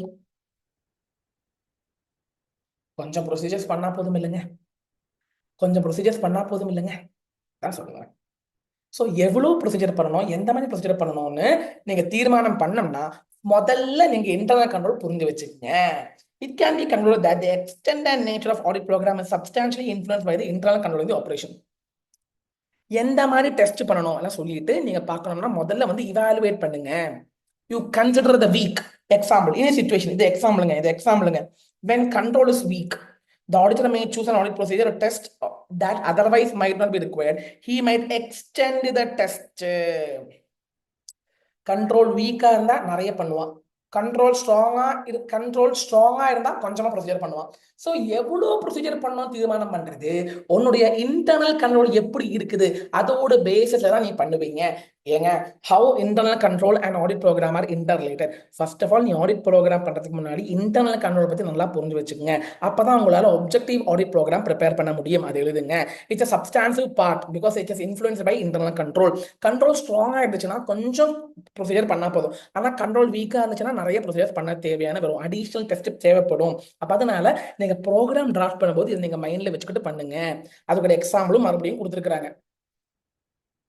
Normally, distribution of wages is not observed by the auditor, but if the internal control is weak, அதான் சொல்றேன். இப்போ wages டிஸ்ட்ரிபியூஷன்ல internal control வீக்கா இருந்துச்சுன்னா auditor என்ன பண்ணுவாங்க, நல்லா check பண்ணுவாங்க. Auditor will check for dummy workers. Auditor will obtain the wage list. He will compare the payments made and the wage register. அதெல்லாம் வச்சு நல்லா கம்பேர் பண்ணுவாங்க. ஸோ இன்டர்னல் கண்ட்ரோலோட அடிப்படையில தான் நம்மளுடைய செக்கிங்கே போக போகுது. பெனிஃபிட்ஸ் ஆஃப் இவாலுவேஷன் நிறைய கொடுத்துருக்காங்க. எகைன் நான் சொல்றேன், சார் என்ன சார் நிறைய படிக்கிறதுக்கு இருக்கே சார், நீங்க பயப்படாம ரிவிஷன் பண்ணிக்கிட்டே இருங்க. எனி 4 பாயிண்ட்ஸ், ஆனா எல்லா பாயிண்ட்ஸ் படிக்க முடியாது, எனி 4 பாயிண்ட்ஸ் படிச்சு வச்சுக்கோங்க. எனக்குனால இவாலுவேட் பண்ண வேண்டும். ஏன், why you should evaluate? Then only you can do further audit procedure. Then only you can understand the potential misstatements. Then only you can evaluate the risk. Yes or no? நீங்க எதுக்கு evaluate பண்றீங்க? Whether fraud or error are likely to be located. Fraud error இருக்குதான்னு பார்க்கிறதுக்கு evaluate பண்ணுங்க. Management போட்ட பிளானோட அடிப்படையில management வேலை பண்றாங்களா? Whether an adequate internal control system is in use and planned by man operating as planned. ஏங்க, internal control வேலை பண்ணுதா தெரியறதுக்கு அதை இவாலுவேட் பண்ணணும் இல்ல. இன்டர்னல் கண்ட்ரோல் ஃப்ராடோ எரரோ இருக்குதா பார்க்கறதுக்கு இன்டர்னல் கண்ட்ரோல் இவாலுவேட் பண்ணணும் இல்லைங்க. ஆல்சோ ஏங்க நான் சொல்லி கொடுத்துருக்கேன், இன்டர்னல் ஆடிட்டர் தான் இன்டர்னல் கண்ட்ரோல் பத்தி இன்டெப்தா பார்ப்பாங்க. அப்போ இன்டர்னல் ஆடிட் நல்லா வேலை பண்ணதா கூட தெரிய வரும். இன்டர்னல் கண்ட்ரோல் தெரிஞ்சுக்கிட்டோம்னா இன்டர்னல் ஆடிட் பத்தியும் தெரிய வரும் நமக்கு. அசெட் ப்ராப்பரா சேஃப்கார்ட் பண்றாங்களா தெரிய வரும். ரிலையபிலிட்டி இருக்குதா தெரிய வரும். நான் மார்க் பண்ணின இவ்வளோ பாயிண்ட்ஸ் மட்டும் நீங்க படிச்சு வச்சுங்க. எல்லா பாயிண்ட்ஸ் படிச்சுட்டு இருந்தா நீங்க குழம்பு போயிடுவீங்க. வேணாம், நான் மார்க் பண்ற இவ்வளவு பாயிண்ட்ஸ் மட்டும் நீங்க படிச்சா போதும். அசெட்டை சேஃப்கார்ட் பண்ண முடியுதா, ரிலேபிலிட்டி இருக்குதா, இன்டர்னல் ஆடிட் ஃபங்க்ஷன் கரெக்டா வேலை பண்ணுதா, எஃபெக்டிவா இருக்குதா, இன்டர்னல் கண்ட்ரோல் அடிக்குவேட்லி இன் யூஸ் இருக்குதா இல்லையா. எங்க முடிய போகுதுங்க, சாப்டர் இப்ப முடியுங்க. இந்த சாப்டர் மீன்ஸ் இன்டர்னல் கண்ட்ரோல் இப்ப முடியும். நான் ரிவிஷன் பண்ணி தரேன், கொஞ்சம் நிதானமா கேட்டுக்கிட்டே போங்க. இப்போ நீங்க எப்படி இவாலுவேட் பண்ணுவீங்க? ரொம்ப சிம்பிளுங்க. You have 4 ways to evaluate. First method is narrative method. Narrative method நான் சொன்ன மாதிரி கேளுங்க. ஃபர்ஸ்ட் நீங்க கிளையண்ட் ஆஃபீஸ்க்கு போவீங்க. போயிட்டு அங்க என்ன நடக்கிறது சொல்லிட்டு நீங்க ஃபுல்லா எழுதி பார்ப்பீங்க. நீங்க ஃபுல்லா எழுதுவீங்க. Descriptive manner. It's a descriptive exhaustive description of what an auditor finds. Auditor என்ன பார்க்கறாங்களோ அதை பத்தி நீங்க எழுதுறீங்க. ஓகே, இங்க auditor is observing, auditor is testing. Actual testing and observation is necessary. It may be recommended in case ரொம்ப முக்கியம், small என்டிட்டிக்கும் ஒரு ஃபார்மல், இப்போ சின்ன ஒரு பொட்டி கடை, அங்க வந்து ஃபார்மலா ஒண்ணுமே இருக்காது. அங்க போயிட்டு நீங்க பார்த்து என்ன நடக்குதுன்னு எழுதி வச்சுக்கலாம். It's a narrative method. So small business, no formal method is there. You will observe it, you will exhaustively describe what is given over there. Narrative method படிச்சு வச்சுக்கோங்க, ரொம்ப சிம்பிள். செக்லிஸ்ட் மெத்தட்னா என்ன sir? Checklist is nothing but series of questions இருக்கும். Question 1 2 3 4 questions இருக்கும் sir. அதுதானே sir question. கொஞ்சம் wait பண்ணுங்க. இதை வந்து உங்களுடைய ஆடிட் டீம்கிட்ட கொடுத்துருவீங்க. they will answer yes or no. yes na yes, no na no, not applicable na not applicable. அப்படி சொல்லும்போது ஆடிட் டீம் வந்து போயிட்டு பார்த்துட்டு வந்துருவாங்க. நீங்க அதை evaluate பண்ணுவீங்க. complete instruction is given by the auditor to the audit team and they will answer the questions yes or no. next, questionnaire method na it's a comprehensive series of, இதன் series of questions தான். ஆனா it is again it is most widely used. கேப்பா in MCQ most widely. நான் எழுதும் போதெல்லாம் mark பண்ணி வச்சுக்கோங்க. most widely use. Important advantage என்னன்னா, வெயிட் பண்ணுங்க, இங்க இந்த கொஸ்டினையரை நீங்க யார்கிட்ட கொடுப்பீங்க? ஆடிட் டீம் கிட்ட இல்ல. You will give to client. Give to client. இங்க கிவ் டு ஆடிட் ஸ்டாஃப். நீங்க கிளையண்ட் கிட்ட கொடுத்துட்டு கிளையண்ட் அதுக்கு உண்டான ரிவ்யூ கொடுப்பாங்க. So what is an important advantage of questionnaire approach is that oversight or omission of significant internal control review procedure is less. இங்க வந்து omissions ரொம்ப கம்மியா இருக்கும். ஏன்னா நம்ம கொடுக்குற கொஸ்டின்ஸுக்கு மேனேஜ்மெண்ட் தான் விளக்கம் கொடுக்க போறாங்க. ஸோ கொஞ்சம் கூட நமக்கு ரிலை பண்ணலாம். ஏன்னா மேனேஜ்மெண்ட் நமக்கு தராங்கல்ல. புரியுறதா இல்லையாங்க? ப்ராப்பரான கொஸ்டினேரா இருக்கணும். நீங்க கொஸ்டினை கரெக்டா செட் பண்ண வேண்டியது ஆடிட்டருடைய வேலை. நீங்க ப்ராப்பரா செட் பண்ணாம மேனேஜ்மெண்ட் குத்தம் சொல்ல முடியாது. ஃபர்ஸ்ட் ப்ராப்பரான கொஸ்டினேர் நீங்க ரெடி பண்ணுங்க. Are you getting it? Next, last point, flowchart method. What is meant by flowchart? Flowchart method அப்படின்னு சொன்னா என்னது? Flowchart is nothing but it's a graphical representation. அங்க என்ன நடக்கிறது சொல்லிட்டு நீங்க கிராஃபிக்கல் பிக்சோரியல் ஃபார்ம்ல எடுத்து வைப்பீங்க. இந்த மாதிரி பிக்சோரியல் ஃபார்ம்ல வைக்கும்போது it will minimize time. It will be more precise. It will be more concise. Improvement சொல்ல முடியும். நமக்கு வந்து வேகம் புரிஞ்சுக்க முடியும். It's a bird's eye view of flow of transaction. It helps. It is more. It minimizes time. You can easily spot the deficiencies and you can easily give implementation. It minimizes the amount of narrative explanation. It's more attractive in nature. It is more concise. It's a graphical representation of the internal control. It's more concise. And it minimizes the time and narrative explanation. Sir, இவ்வளவுதான் sir. இது வந்து எப்ப use பண்ணலாம்னா, it is used if the entity is large. Large என்டிட்டியா இருந்துச்சுன்னா இந்த method ரொம்ப சூட்டபிளா இருக்கும். சார் இன்டர்னல் கண்ட்ரோல் எல்லாம் சார் படிச்சோம். First, what is internal control? It is designed and implemented by management. Why reliability இருக்கிறதுக்கு, அசெட்டை சேஃப்கார்ட் பண்றதுக்கு, effectiveness of the operations கூட்டுறதுக்கு. வெரி சிம்பிள் தான். why should you understand internal control? yes, potential mistakes புரிஞ்சுக்கிறதுக்கு understand பண்ணணும். Rape பண்றதுக்கு understand பண்ணணும். ஃபேப் பண்றதுக்கு உங்களுக்கு அண்டர்ஸ்டாண்ட் பண்ண வேண்டி வேணும். அப்புறம் லிமிடேஷன்ஸ் படிச்ச ரிவிஷன் பண்ணுங்க. லிமிடேஷன்ஸ் 4 பாயிண்ட் 5 பாயிண்ட் இருக்கு, படிச்சு வச்சுக்கோங்க. அப்புறம் வந்து crime components, control activities, control environment, என்டிட்டிக்குள்ள இருக்கிற ரிஸ்க் அசஸ்மெண்ட் எப்படி பண்றாங்க, மானிட்டர் பண்றாங்களா இல்லையா, இன்ஃபர்மேஷன் சிஸ்டம் எப்படி வேலை பண்ணுது, எப்படி இனிஷியேட் பண்ணுது, ரெக்கார்ட் பண்ணுது, எப்படி அதை கேப்சர் பண்றதெல்லாம் பார்த்து வச்சுக்கோங்க.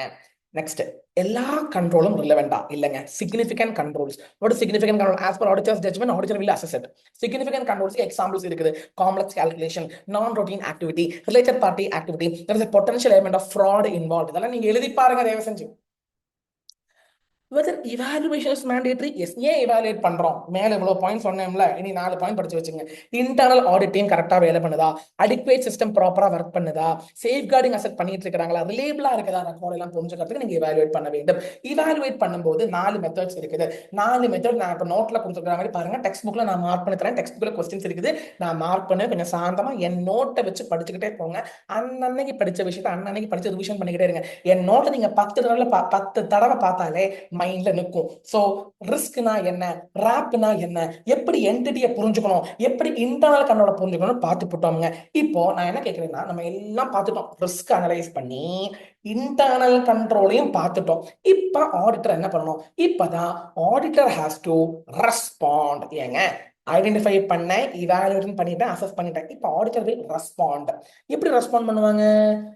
ரிஸ்க் கம்மியா இருந்தா நிறைய ப்ரொசீஜர், அதான் ரெஸ்பாண்டிங். ரிஸ்க் கம்மியா இருந்தா ரிஸ்க் கம்மியா இருந்தா கம்மி ப்ரொசீஜர், ரிஸ்க் கூடுதலா இருந்தா நிறைய procedure. That's what I am trying to tell you. ரிஸ்கே இல்ல, நீங்க கம்மியா ப்ரொசீஜர் பண்ணுங்க. ரிஸ்க் நிறைய இருக்குது, ப்ரொசீஜர் பண்ணுங்க.